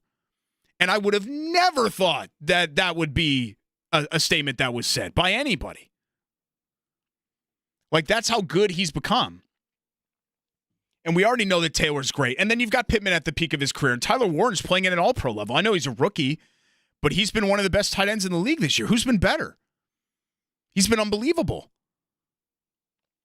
So, you can kind of lean back on all of these things and not get into the trappings of, well, same old Colts. Well, they're going to blow it again.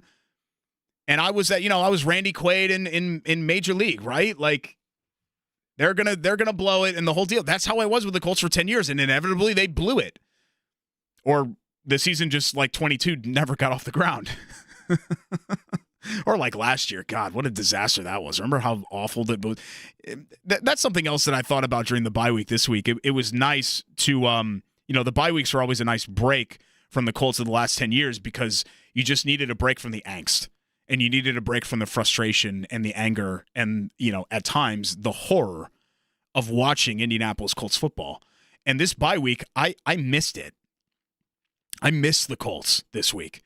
And I think that that's the biggest compliment that you can give the 2025 Colts at all. Like, when they play, I want to watch them. I'm not, yes, I'm obligated to in a way, right? Like professional obligations, I guess, as I cling on to whatever my past life was and these shreds of relevance that I still have in the local market. So I'm obligated in that sense, but I still want to do it. Like free will, I would be watching the Colts anyway, even if I didn't do this show or IBJ or, the show with Jake once a week or whatever else. Because it's entertaining football. It's a good product of what they're putting on the field. And you wouldn't have said that for the past couple of years. So I think ultimately, this is a little bit of a scattershot segment here. I was going to outline the ways that things could go wrong for the Colts, and then I'm rushing to tell you why all these things are going to go right.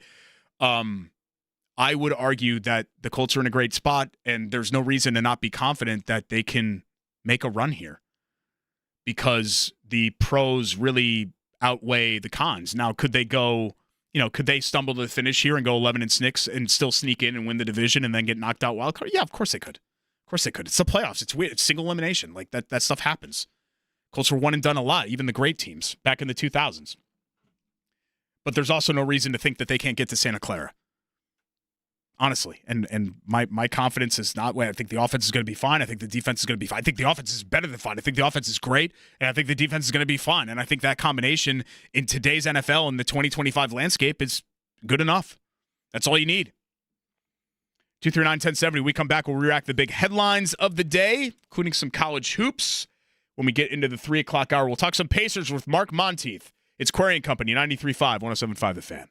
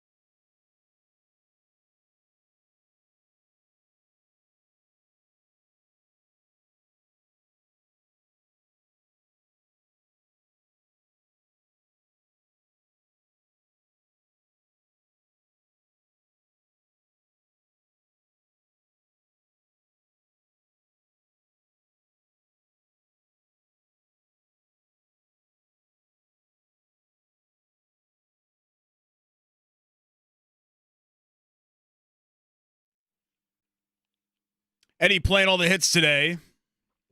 This is called Mbop from American rock band Hanson. One of their 6 top 100 singles. Probably the song that they're most known for. I would argue Penny and Me. There are a couple of other good tracks that they had. Weird. Where's the Love? Another great Hanson song as well. Maybe I'll jump into the Hanson discography later on today. I know many of you are probably in your car right now screaming out some Hanson titles that I'm forgetting inevitably. And, that's what happens with an iconic rock band. Wait, do you actually like them?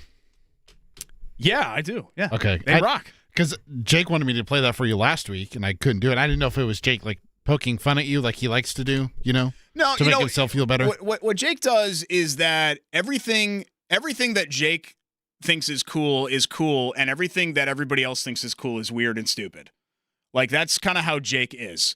So anything that didn't happen from 1987 to 1990 doesn't even really matter. And everything that did is the coolest, most awesome, most incredible, has never happened before, will never happen again type thing. Like, he is like very much a prisoner of the moment of his own. He has his own biases when it comes to the era that he grew up in, and then he accuses you of being biased for the era that you grew up in. That's what I've noticed about Jake. So that's just that's how I don't even know how the Hanson thing ended up getting started. He was probably making fun of them, and I was defending them because they've been a very successful American rock band. And and then he, of course, was making fun of me about that. But Jake does things that he thinks are cool, like the old guy English accent and things like that, where you're just like, please just stop. Please. Talk like a pirate day. Yeah, please stop doing what you're doing there. Let's re-rack the big headlines of the day. We had talked about this earlier in the show. Not a great scoreboard watching day for Colts fans during their Week 11 bye. The Patriots win. That was actually a Thursday night game against the Jets, but still, Denver beats Kansas City, so the Colts technically entered the day, even though they were idle, slotted down 2 spots to the number 3 seed in the AFC at 8-2, while Denver and New England are both at 9-2, so that was bad. Jacksonville bounced back from a catastrophic loss, or at least we thought it was a catastrophic loss, to Houston, where they gave up 29 points in the fourth quarter and just smacked the Chargers 35-6 to get back on the winning side of things. They're now 6-4, so they climbed a game closer to the Colts. So did Houston. They're, in fact, evened up at 500 at 5-5 after surviving a rock fight in Tennessee 16-13. And then on the flip side of Denver winning, the Chiefs losing, that's obviously the Colts' next opponent, and now they're desperate. Now their season is on the line on Sunday at Arrowhead, and that's never a situation as an opposing team you want to face, where not only you have to go on the road and a difficult place to play, but against a team that is fighting for its season. And that's not even being exaggerating. That's absolutely the case right now for Kansas City. They are outside of the playoffs right now. They are fighting for their season. They lose that game, and they're in a world of hurt coming up here on Sunday. So nobody did the Colts any favors yesterday. That's okay. Colts still control their own destiny, obviously, for the division. They went out. They almost certainly will be the get the number 1 seed in the bye. The problem is that when you compare schedules, the Colts trek the rest of the way much, much more difficult than New England's. Much more difficult. Pacers hosting the Pistons tonight as they try to snap what's become a 7-game losing skid. It feels just like a month-long losing skid here. Pacers 1-12 start is their worst in franchise history. And it's just, I think I tweeted this on Friday night. In every conceivable way, this season has just been a disaster. And that's not to be mean-spirited, and that's not even necessarily to knock the Pacers, because a lot of what's happened to them this year has been beyond their control. The injury situation has been catastrophic. And again, I'm using a lot of big disaster words here. None of this is hyperbole. This is all true. Catastrophic is what their injury situation has been. And now you're rewarded with the game against the Pistons tonight, and you hope it's going to get better, and you hope, the fact that Aaron Nesmith didn't have a season-ending injury is obviously great, even though he's going to miss a month. and you have Nembhard back and you have Siakam, but man, Mathurin questionable tonight, Derek, so it seems like he's going to be back tonight. Yeah, okay. See, there we go, Eddie. That's what I need. I need the positive injections, but you just kind of wonder if things are not too far gone the week before Thanksgiving. There's no such thing as, being too far gone, but you just kind of wonder if the Pacers can do enough here, given their situation, to make this season worth anything. And it's hard for me because I really bucked against the whole, this is a gap year. Once Halliburton went down, this is a gap year. Don't even tune in. Who cares? I'm not going to watch. That annoyed the bejesus out of me because I think that's really unfair to Siakam and Nembhard and Nesmith and all these guys that put in the blood, sweat, tears, and everything else for one of the most, honestly, I think the most memorable, the most special Pacer season, certainly of this century, if not of all time. I thought that was unfair. I mean, I thought that this fully healthy and with circumstances being far different from what they are right now, I thought this could be like a 45-win team. I really did. And I was firmly confident in that belief. Now, 1-12 has completely zapped that. But what you don't want to do here, if you're the Pacers, or they're going to treat it like they're going to try to win every game, right? That's how they have to treat it. But what you don't want as a Pacers fan is for this team to go like 32-50. That's not what you want. If you're going to be bad, be bad. Because 32-50 doesn't do anything. That way you're still bad and you don't end up getting the best lottery chance. So we'll see what happens tonight against the Pistons. And then both men's college basketball teams winners last night as Indiana tops Incarnate Word. They did not shoot the ball well, and that was a closer shave than I think you would have hoped, but still got the job done. And then Purdue beat kind of a sneaky good Akron team. They're a top 80 KenPom team, considered favorites in the MAC. Took care of them at Mackey Arena as well. Both of those teams now 4-0 on the season. We come back. We'll get back into the Pacers discussion. He's covered them for a long, long time and is a current columnist with me at the Indianapolis Business Journal. Good friend Mark Monteith joins us top of the hour when we return here on Query & Company, 93.5 and 107.5 The Fan.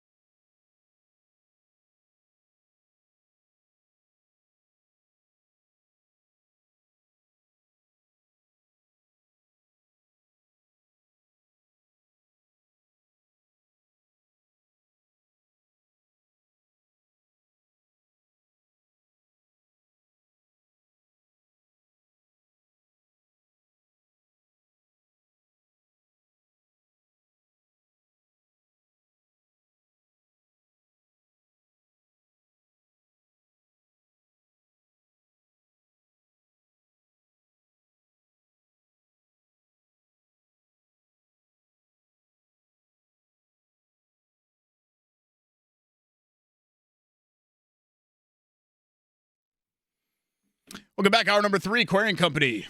Here on 93.5, 107.5 The Fan. Thanks for making us part of your afternoon. I'm Derek Schultz, filling in for my good buddy, Jake Query. And yeah, Eddie and I were kind of talking about him behind his back there about some of the nuances. Is that the quirks?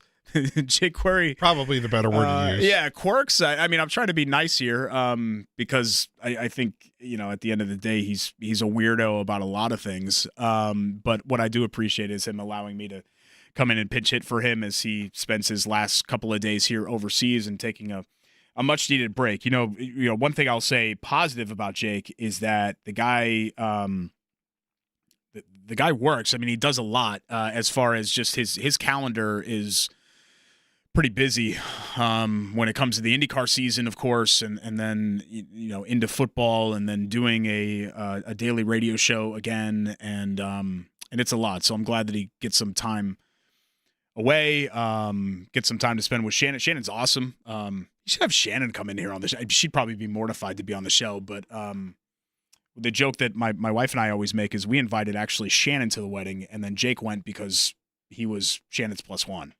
So that's how that's how much we like Shannon. But it'll be great to have Jake back here on the airways, back in his seat, because this is indeed, at the end of the day, this is his show that I am just borrowing for the next hour. We hope to have Mark Monteith to talk a little bit about the Pacers, and I didn't want to depress people because I'd been glass half full and been nice about the fact that I'm not worried about style points with IU football and why you should be optimistic about the Colts and all of that as well. I did get a tweet. Somebody was mad about this. This from BZ1585.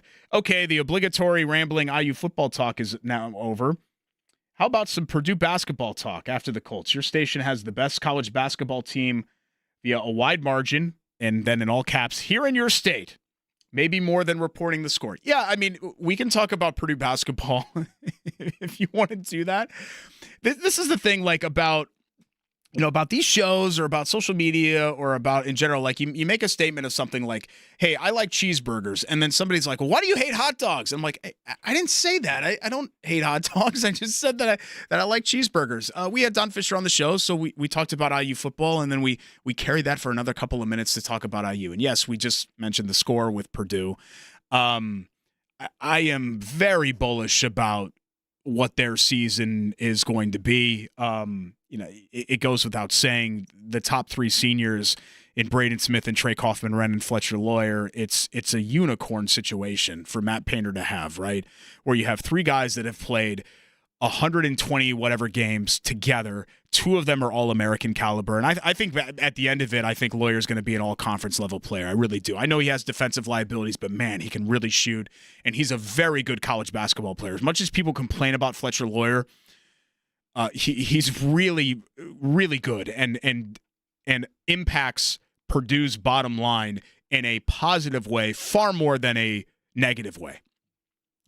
And then you talk about what they added in the offseason. I mean, Oscar Clough and the rebounding that they sorely needed. I mean, Purdue's front line last year, you talk about making chicken salad out of chicken, you know what?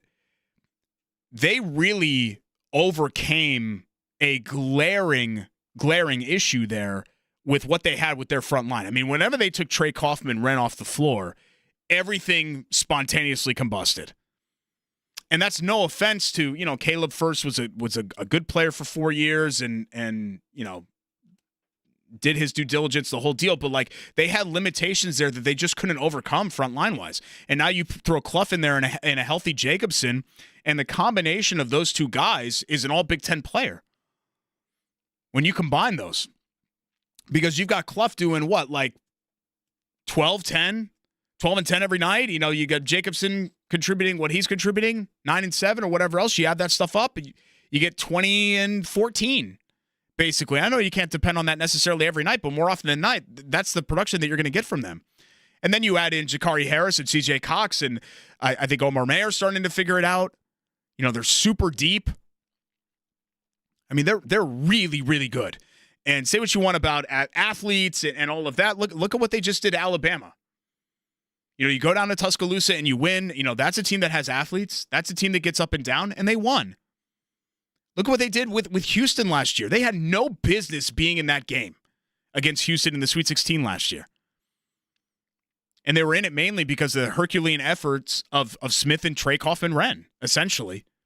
You know, the athleticism gap or the wingspan gap or the measurables gap, all this stuff, the NBA draft buzzwords that we talk about. Purdue is lacking in all those categories compared to Houston, and still, if not for a bad out-of-bounds call, that game probably goes into overtime. And maybe they win it overtime. Who knows?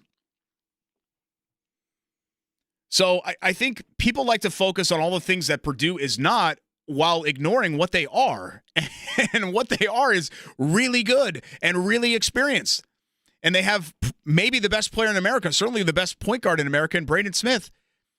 And another top 10 level player in Trey Kaufman-Renn. He's unbelievable. He's a great player.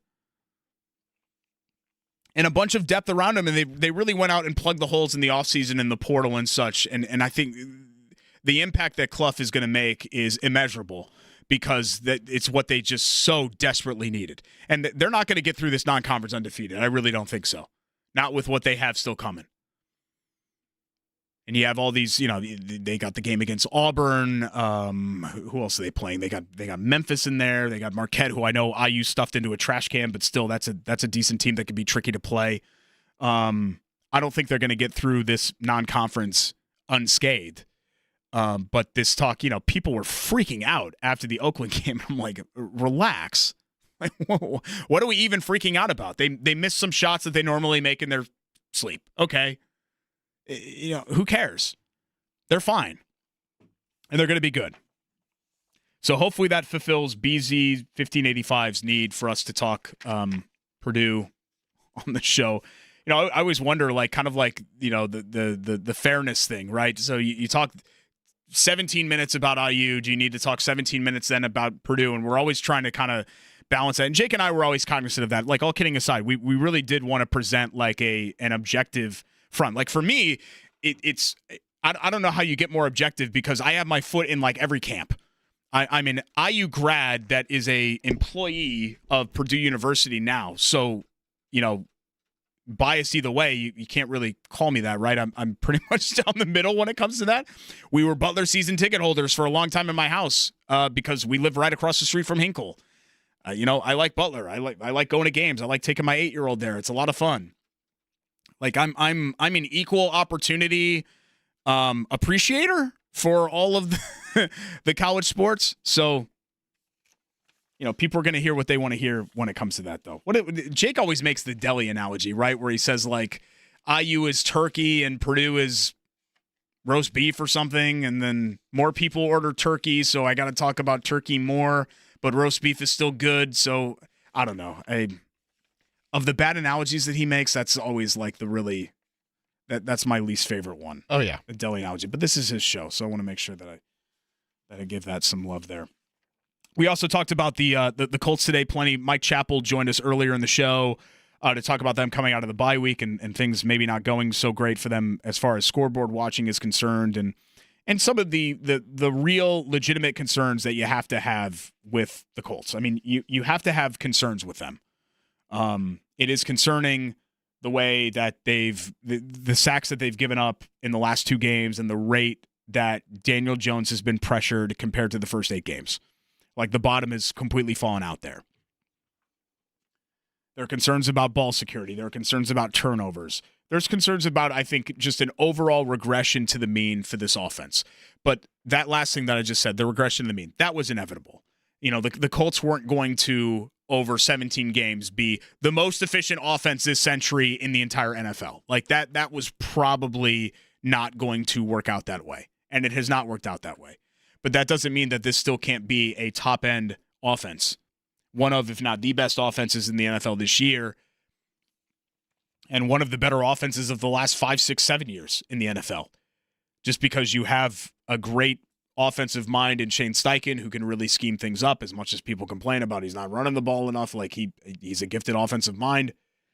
And then you have a lot of different ways to beat teams, because even though outside of Taylor, and I think you could actually put Warren here, honestly, you don't necessarily have an elite level playmaker. You have a bunch of guys that are very, very good in their areas that could beat you at any time, that can win their matchups at any time. Pittman Jr. can come through and win his matchup at any time. Alec Pierce can win his matchup at any time. Josh Downs, there's a reason why they call him first downs, right? 3rd and 7, Josh Downs can win his matchup at any time. Tyler Warren can take direct snaps. He can be your lead blocker. He can be a fullback, and he can also be a kick-ass tight end. I mean, he can do everything. And then you have a running back in Jonathan Taylor that's going to run for 2K and 25 tuds. I mean, that's a nice offense to have. You lack the pizzazz maybe with the name recognition, but that's a really, really good offense, and that's a very tough offense to prepare for. As long as the offensive line does its part and plays to its ability, which I think we saw over 8 games can be very good. I would be surprised if things just suddenly got terrible for Quentin Nelson and Tanner Bortolini and Braden Smith and at all. I think that's a very good line, and it's going to go back to being a very good line here in short order. And the Colts are going to need that as they head to Arrowhead in a game that is going to be, not last chance you necessarily for Kansas City here, but close to it. I mean, at 5-5 and on the outside of the playoffs looking in, it's a very crowded race. The AFC West is out the window now. So the only way that Kansas City is going to get in is to find a way to sneak in wildcard-wise. And to do that, you're probably going to have to get to at least 10. And even getting to 10 wins at this point for Kansas City would be a 5-2 finish. And that's not going to be easy for them to do, even for a team with their pedigree and their name recognition when it comes to that. So not a great spot for the Colts to be in, to have to go to Arrowhead and step into the Hornets' nest. But I just think it would speak volumes about this being if there are still detractors about the 2025 Colts. I think all of that would evaporate with a win at Arrowhead.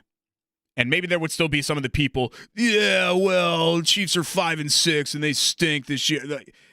Sure, you'd probably still get a small handful of those. But for sane, rational, normal people that are still detractors on the Colts, that would, I think, change things for them. It wouldn't change anything for me because I'm already confident. Like, I think they're going to be a contender. And if they're not and the bottom falls out, then, you can LOL at me at the end of the day if you want to. But I think that this team, there is no reason to me that this team cannot be a Super Bowl team, honestly. I think they're very good, and I think that's all you have to be. I think they're very good in a league that is full of very goods and no greats. And we've already seen what they can do against frontline competition. As much as people want to poke holes in their schedule and say, well, they haven't played anybody, blah, blah, blah. They move the ball up and down the field all day against Denver. And that's a great defense. Not a good one, a great one. All day. Maybe they should have lost that game at the end of the day. We don't need to relitigate that in the kicking situation and playing for a 60-yard field goal, whatever. It's in the past, right? All day, they moved the ball up and down the field. Did whatever they wanted. All day. Pass, run, all day. The Rams, outside of the guy that's now dropping balls for the Jets, outside of their own mistakes, right?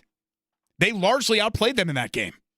They largely outplayed the Rams in that game. And the Rams are great. That's a very good team. They had every opportunity to win it, and they just kind of shot both feet off and ended up losing. So, those are the two high-profile games that they've played so far this year, and I think they performed well in both of those games. And they'll have more chances to do that here because I think at Seattle, and Kansas City at Kansas City, maybe you're not as big believers in those teams, but adding in the fact that you're going there to those venues, I think that proves a lot to go in there and win in either of those places, much less both of them. And the Colts have put themselves in a position where they could lose both of those games and be fine. All you really have to do the rest of the way is not get swept by Jacksonville or Houston, and probably, if you win your 3 home games the rest of the way, the Colts are going to be division champs. It's hard to see a scenario to me that they go 11-6 and they don't win the division. Because that would take a huge closing kick from Houston and a big closing kick from Jacksonville, even though they have a much lighter stretch over the, and it's still, at the end of the day, it's Jacksonville. I don't know. Is that mean? Does that mean to say that? Maybe folks on Jacksonville Talk Radio are saying that, well, at the end of the day, it's the Colts, so you're And maybe they'd be right to say that. Actually, the last 10 years of Colts football, they'd be right more often than they were wrong, certainly in the games that are played in Jacksonville. But if they go 3-4, which is, I think we all agree, a pessimistic view for the Colts. A pessimistic prediction would be final 7 games, they lose more than they win. 3-4. And they win those 3 home games, and they split with Jacksonville and they split with Houston. They're still going to win the division, guys. And just get onto the dance floor. That's what it's about. Get your ticket onto the dance floor and just let the rest of it just kind of take care of itself, because it's just the ultimate crapshoot. You catch the Bills on the right day, you're screwed. You catch the Bills on the wrong day, you're beating them. This Kansas City team is not a vintage Kansas City team. New England could go 15-2, and I look at them, and I don't think that that's a great team. I think they're very good.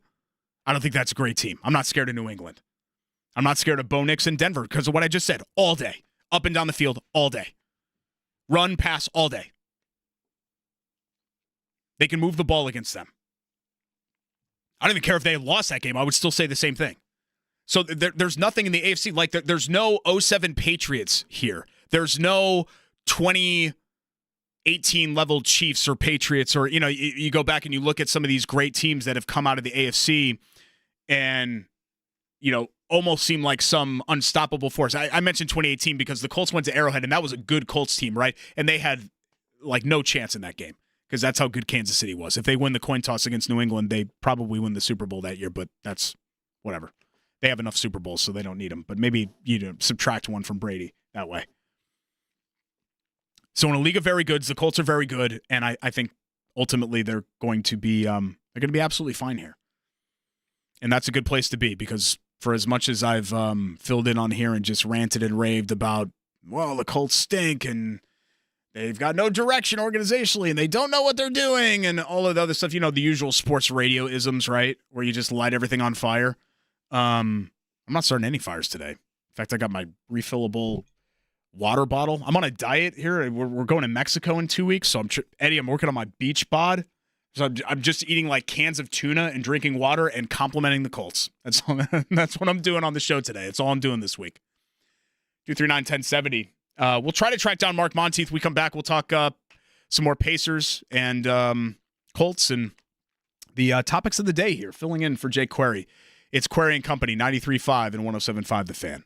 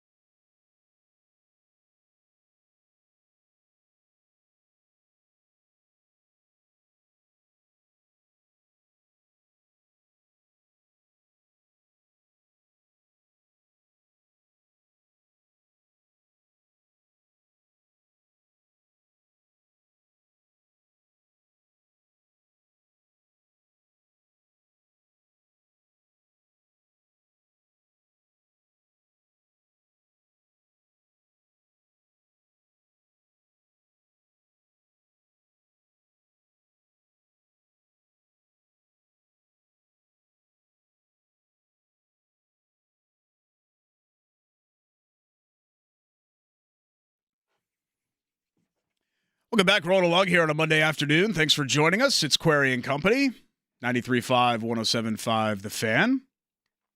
Had a buddy text me and said, it's Schultz and Company now. I'm like, well, yeah, I guess for the next 35 minutes, 33 minutes. It's Schultz and Company. Eddie Garrison is here as well. Jake will return later this week. I appreciate those texts. It's nice to hear from people that are like, hey, like, it's cool to hear you back on the air again. It's fun. I like doing it every once in a while. I'll be honest, I really don't miss doing it every day, just because I know probably at home you guys are going to be like, what's he even talking about here? But, 3 hours every day and you feel like you're kind of repeating yourself because the audience turns over so much. It can be mentally taxing. Don't get me wrong. Like I had a pretty easy life doing that, and Jake has a pretty easy life doing what he's doing. And, it's fun, and it's what I dressed up for a sports broadcaster for career day when I was 8. Like, it's what I always wanted to do. But I did it, and I had fun doing it. And now I've got this other chapter of my life and family and all of this other stuff. And I feel like doing this, I'm kind of having my cake and eating it too. Like, I can still step in here. And then it's kind of like being the cool uncle, like the cool sports radio uncle, where I fly in and then I just leave the house exactly as it is, right? And then somebody else has to clean up the mess. It's not my problem. Like an Airbnb. Yeah, exactly. Except there are all kinds of fees associated with that now, Eddie, which drive me crazy. I can't remember the last time I stayed in an Airbnb. It got to the point where it wasn't even worth it anymore. Like in the late teens, I was staring at them all the time, and I've become strictly a hotel guy now.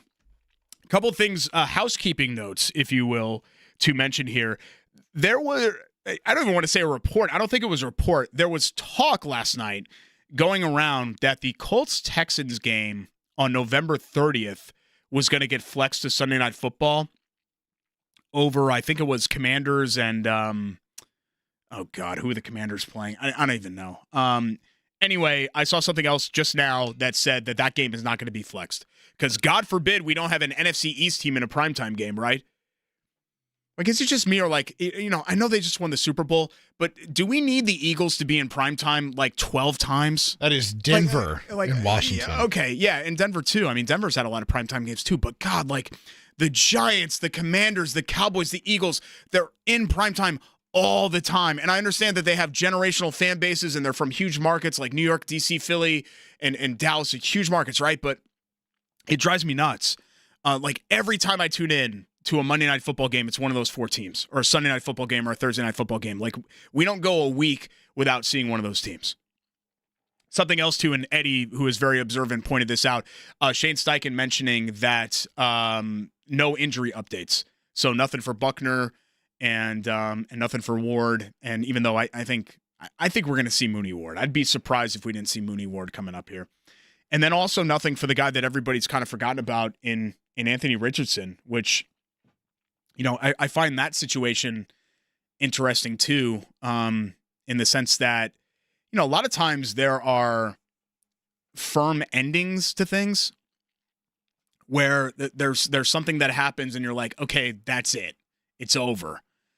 And while there was a firm ending in the sense that, the second that the Colts started this season by naming Daniel Jones the starter, I think deep down they knew that it was over. That the Anthony Richardson, there was no going back from that decision. Like, even if, hypothetically, if Daniel Jones had struggled through the first month of the season, there was no way they were going directly back to Anthony Richardson. Like, you don't make a decision like that and then undo it right away, because it's not like last year. It's not like last year with the Flacco thing. Flacco's 100 years old and got pummeled in those 2 games, and you went back to him. Like, this was a different situation. That was not going to be a situation that was easy to undo. But you didn't really have like an on-field, like, okay, that's it, it's over type situation, like you've had with other young quarterbacks on other teams, where there was just the one performance that was just kind of the last performance, and you're like, yeah, you know what? That's it. It's over for him here. And it just feels like there's never going to be, because I fully believe, outside of like in garbage time or barring, God forbid, a Daniel Jones injury, like we've seen the last of Anthony Richardson in this town. Like I don't think he's going to take a competitive snap again for the Colts, barring something unforeseen. but I feel like we're never really going to have like closure in a way. Like Anthony Richardson was here and then he was gone, right? Like I know he was here for 3 years, but so much of that 3 years was spent not here. And what I mean by not here is like not on the field, not playing, not starting. I mean, we're only really talking about what, 20 games? Was it that many? I got to actually go back and look. I don't even know if we got to the 20 game threshold with Anthony Richardson, but it's one of those situations where it's definitively over. Like it's done. Once they made that call, that was it. So I'll give him credit. He's done and said the right things.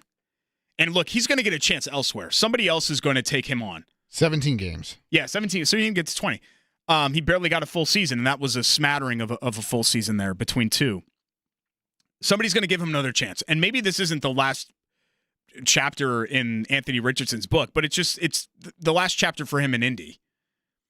And that's all that I'm really focused on. I mean, I hope he goes somewhere else and thrives. I think that'd be great. I don't think that's, so often we want to point fingers and say, see, the Jets were so stupid to let Sam Darnold go. Sam Darnold stunk in New York, guys. He stunk.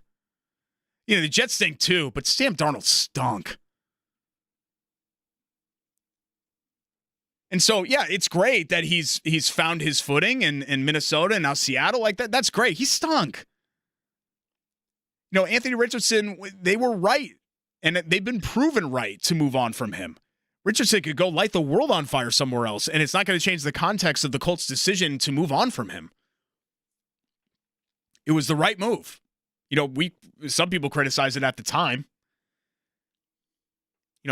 I was, I don't want to, walk back what I said, but I thought that, by going to Jones, then clearly they know that Richardson's not the guy. Like, I actually kind of trusted the decision, which was hard for me to do because, you trust this front office going into this year.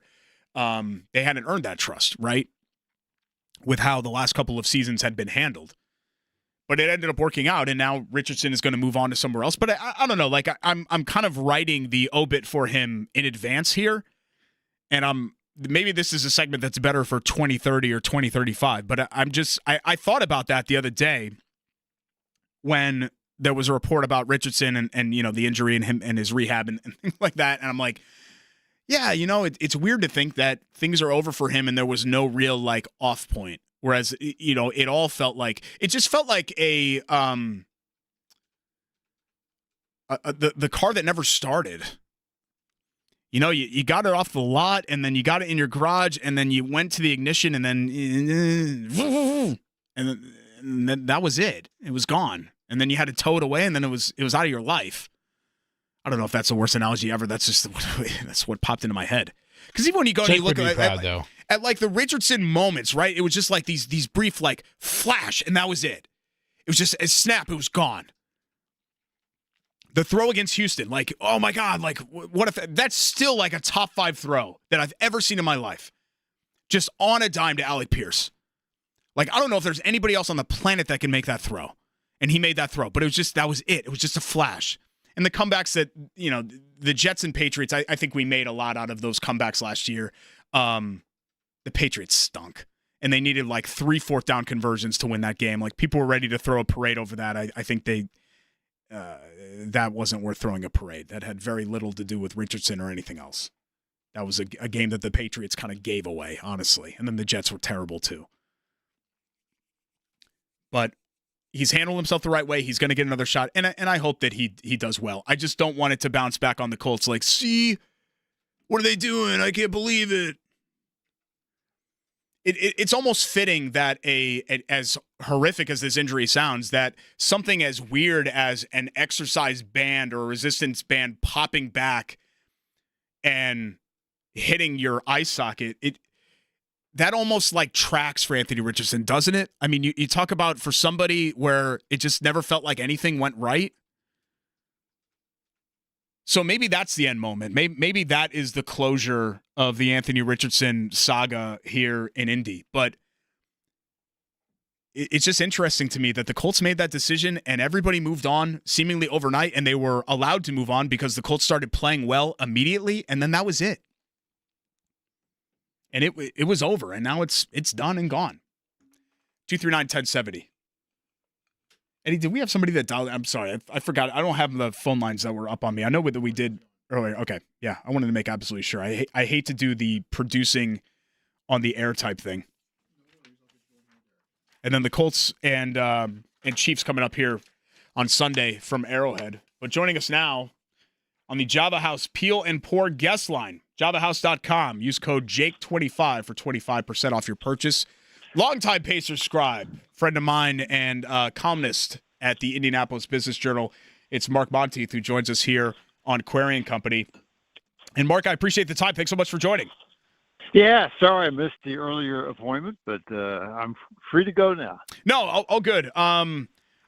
This Pacers team, I was mentioning to Eddie that I feel bad because we knew this injury situation was going to be a tough slog, and I almost feel bad that, this isn't really a situation I think that you can overly criticize because so much of what's happened to the Pacers in this 1-12 start has been really just you chalk up to the injury situation and bad luck, which factors in sports. That said, I thought they were holding up pretty well defensively through the first couple of weeks, and the bottom's really fallen out here. The offense is what it is. They're missing shots. I don't know how much more that you can do than just hope some of these shots that they normally make go in, but would you like to see a better effort, at least defensively, from them? I mean, some of these performances, man, things are just really getting away from them. Yeah, absolutely. I mean, I think it's kind of gotten to them mentally. It almost seems hopeless. They had some really good efforts early on and lost, including in the season opener against OKC, taking them to overtime. But I think it's just kind of becoming such a burden, like, what do you got to do, And that, psychologically weighs on the team, but still, you got to hang in there. And, Matherin's going to come back soon. You're getting guys back to where you'll be a competitive team at least. So you've just got to regroup and give the effort. We haven't seen anything like this, my goodness, throughout their history. I mean, this is the worst injury situation I think they've had in their entire history, and it's bound to have an impact. But the defense has not been what it should be, and the shooting has really been puzzling. I mean, Ben Shepherd can't hit a shot, and some other guys are shooting very poorly, and it's just a mystery in a lot of ways. Yeah, you mentioned Shepherd, and you look at that 2023 rookie class with him, and you throw Jarris Walker in there. And I was really hoping that with some of these guys, frontline guys going down, that would be an opportunity for them to take advantage of and play more prominent roles. And they both struggled. I mean, especially Shepherd. I mean, Shepherd's just had an awful season to this point. What's your opinion just kind of moving forward with those two guys here in year three? Yeah, Walker in particular has been a surprise to me and a disappointment. I was really optimistic about him the first two seasons. He's a great passer. I mean, he makes touch passes that really hardly anybody else in that team can make. He became a 40% three-point shooter last year. On defense, he has a knack for getting his hand on the ball, deflections and so forth. So, I was positive about him at the end of last season. And this year he's shown so little. I don't know what happened because he, like you said, he's got a great opportunity here to establish himself as a legit NBA player, and he's not doing it. And I can't imagine what the problem is. Is he putting too much pressure on himself, or is there something going on behind the scenes we're not aware of? I don't know, but he's not taking advantage. And Shepherd, it seems to be just a matter of shooting. Yeah. And everybody has a bad shooting game occasionally, but he's had such a prolonged slump. It seems like it's gotten into his head as well. So it doesn't make a lot of sense. You figure law of averages, water finding its level, all those cliches we hear. The shooting will come around, but man, the defensive effort has to be there, and they just have to stay locked in as best they can. I know fans are starting to root for a lottery pick, looking at the college players and getting excited about that. And who knows, maybe long term, this will be the best thing to get another really good player out of college. But you can't play it that way. I mean, if you're a player, you got to do the best you can each game. Fans are paying money to see you play. And guys like Siakam don't want to be on a terrible team at this stage of his career. So they just got to try to bring it back as best they can and see what they can make it this season. Yeah, and the franchise is going to tank, right? I mean, that's never been their MO as far as the organization. But that said, Mark, is there a point in the season where if this drags out any longer, I mean, if suddenly they wake up and they're 4-20, I mean, you kind of reach the point of no return at some point, no? Yeah, no question. And then you wonder at that point, do you start sitting Siakam more? Do you adjust minutes? Do you make Jerace Walker play, 30, 35 minutes a game, that kind of thing, and Shepherd and give experience to certain guys? There's a way. I thought a few years ago the Pacers kind of passively tanked. They didn't. They knew they weren't good enough to make the playoffs, and they, adjust minutes in a way where they seemed to be trying to win, and the guys who were playing were trying to win. But it just seemed to me like the franchise, the front office was fine with getting a lottery pick, and that it'll get to that point again real soon if things don't turn around, and that's understandable. I mean, in the NBA, you've got to have great players to contend for a championship. The Pacers, last year did it with some greatness, but a lot of chemistry and also some good luck, Frank. And, so if they can add another outstanding college player from this next draft, long term, that could be a good thing. And I remember Larry Bird saying once that, 1 year could be forgotten pretty quickly. It goes by and people will forget about a terrible year if you start winning again. And that's kind of the best the Pacers can hope for right now. Yeah, it's kind of I know the golden example here is the Spurs season where they missed David Robinson for all but like 5 or 6 games, and they were terrible. They won like 20 games, I think, and it was the year that Duncan was the number 1 pick, right? And then ever since then, they kind of took off after that. Yep. There are examples like that. That's a really good one. And the San Antonio fans, forgot real quickly about that 1 year, and they can happen. It happens in other places too. So it's just a weird situation. It seems almost like, the Pacers had such a great playoff run. It's almost like karma, but you would have thought Halliburton's injury was all the bad karma you would have to deal with, in response to the good fortune you had through the playoffs. So it's really a weird thing, and I could imagine that Kevin Pritchard and his staff sit around and wonder what they did to deserve all this. But again, there's still a lot of games left to be played, and guys will be coming back other than Halliburton. And they still, I think, need to make the best of it they can. Are you, I don't know if worried is the right word, but let's just go with that because I can't think of something better. Just this sort of zapping the Pacers' momentum, the injury situation with Halliburton, and then, suddenly the Colts are good again, right? And IU football is good for the second straight year. And it just feels like the mind of the Indianapolis sports fan can be occupied with other things right now in this town, whereas last year they were the toast of the town last spring. I mean, they were everywhere. The Pacers were just omnipresent, and now it almost feels like, out of sight, out of mind a little bit. Not that it's necessarily a competition between all of those, Mark, but you know what I mean? You've been in this market for a long time, and suddenly you have a season like this, and you're off the radar, and it takes that much more to kind of get you back to where you just were 6 months ago. Yeah, they will be off the radar, and that's understandable. But I think in this particular case, they can get back real quick when Halliburton comes back. Yeah. Everybody remembers that, and everybody's kind of waiting on that. I think we're learning even more about how essential he was to the team, just to the operation, to the offense, to the mood and everything. So I think they can get it back quickly, even if this season turns out to be an absolute disaster. If they get a college player everybody's excited about and Halliburton comes back, I think there would be a lot of enthusiasm going into next season. You can check out Mark's work at the IBJ, also markmonteith.com, and at Mark Monteith on X and Twitter for all the latest and greatest when it comes to the Pacers. Thanks so much, Mark. Appreciate it as always. Talk again soon. All right. Thanks, Derek. Take care. It's our friend Mark Monteith talking Pacers and Pistons tonight right on these same airwaves as they look for win number 2. God, just them and the Wizards down there with 1 win because I saw the Nets won the other night. So only 2 1-win teams left in the NBA as this season continues for them. We come back, we'll tie a bow on it, get you set for the ride with JMV. It's Query & Company, 93.5 and 107.5 The Fan.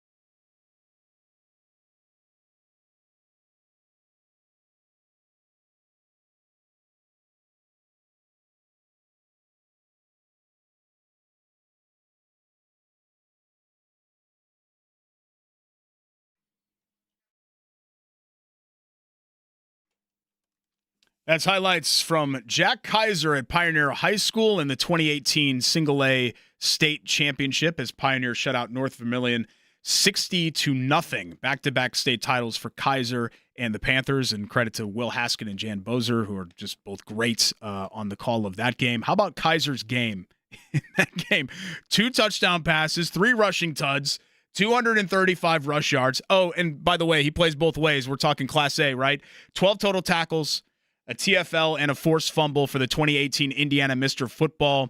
He had over 10,000 combined passing and rushing yards, 139 rushing touchdowns, along with 20 interceptions. Had a great career at Notre Dame. God, he was at Notre Dame forever. Played his last game in the national championship game against Ohio State and then drafted by the Jaguars this year in the 4th round. Great high school player at Pioneer. Great player right here in the state of Indiana at Notre Dame.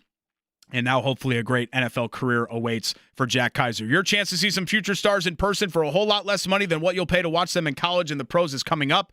This year's IHSAA football state finals for all 6 classes are set for November 28th and 29th. You get 3 games for the price of 1 each day. Tickets available, ihsaa.org or at the Lucas Oil Stadium box office. For more information, again, ihsaa.org. And it's great. If you've never gone over to the state finals, they put on an incredible event and a lot of fun. High school football in this state, man, has just exploded. Absolutely. I've lived in Indianapolis for 20 years, and it was on the come even 20 years ago. You could tell, like, things are changing now, and I think some of that's the after effect of the Colts and Peyton Manning and that whole deal, but it has really come on, and it is here. So if you're going to check it out, please do so. Lucas Oil Stadium, ihsaa.org for tickets and info there for the 6 games. Going to be a really fun time right after Thanksgiving. JMV's coming in at 3 o'clock for the ride. I'm coming in right now. Love Heat and Air. That's right. Love-hvac.com. The crossover with Derek Schultz in for Jake Query. How are you, man? Good. How are you? You look good, and I'm still like adjusting to seeing you in person because of all the changes. Yeah, you look amazing. I'm feeling good. Yeah. And you're hooping and all that too? I'm hooping. Awesome. I did for about 2 hours yesterday. We forgot to invite James Boyd. I feel bad. Oh yeah, he's a big time baller.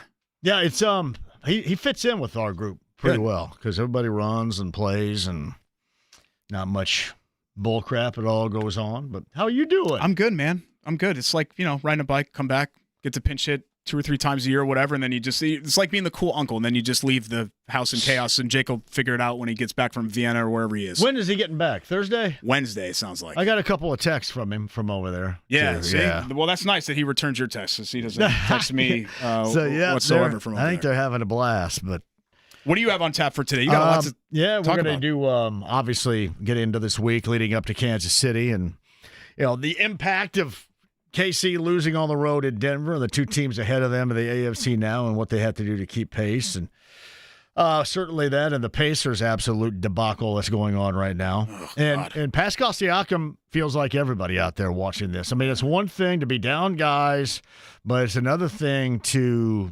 play at times like you'd rather be someplace else. That's problematic too. And we're also finding out some stuff, unfortunately, about guys like Shepard and Walker. That I guess we need to know, because you expected a lot more out of these guys, and clearly they're nothing more than support. Yeah, and even in the context of this season, and John, from being in this market, like the fans here will get it and they'll support you. They know there was no Halliburton, they know that the injuries have been ravaged, right? They're still going to support you if you put out a passable effort on the floor, and if you're not going to bring that every night. You have to control the things you can control, and they're not even really seemingly do that. And I think, Derek, it's one thing if we surmise that or if we're critical of that, but when Pascal Siakam basically talks about that is a whole new realm. And then unbeaten IU, I thought Purdue looked fantastic against Akron yesterday too, like they did against Alabama. So back on track. And IU football is incredible, isn't it? Yeah, they just launched the Mendoza officially Heisman campaign. I guess, did they this really? Afternoon. Yeah, Heisman Mendoza. So it is. Heisman It's Mendoza. out there, and now, there's got to be one person and one person alone that came up with Heisman Mendoza. Do we know who that is? you would think. I don't know. You have to ask Jeremy Gray or somebody over there. Yeah, it to would see be if it was great. in-house or if that was a fan that did that. I thought. Yeah, I kind of wonder where all that started. It's kind of like if you remember the whole Chuck Strong thing. That started with McAfee. We kind of tracked that back to McAfee. Oh, really? Going back. I don't think I even knew that. I think it did. Yeah. But I always like to find out where these things start. And I'd be curious to know where that, started. Yeah, with, like the Heisman whole. Do Goza. you remember the 9-win Deanna thing where they were trying to campaign? That was just a couple of dudes that were running that Crimson Quarry blog, I think. So I don't know if it was something from social media. Quarry shout out right there. You go. Which one does the guy with the hair do that does the broadcast department down there? Looks like Scott Stapp of Creed. Clavio, right? Clavio. Yeah, he's great. Yeah, he looks like Scott Stapp of Creed. He does a little bit. John, you can take over now. Good to see you, pal. Good job, buddy. Thanks, everybody, for listening today. Thanks to Eddie as well. And Jake is back on Wednesday. The Ride is next right here, 93.5, 107.5 The Fan.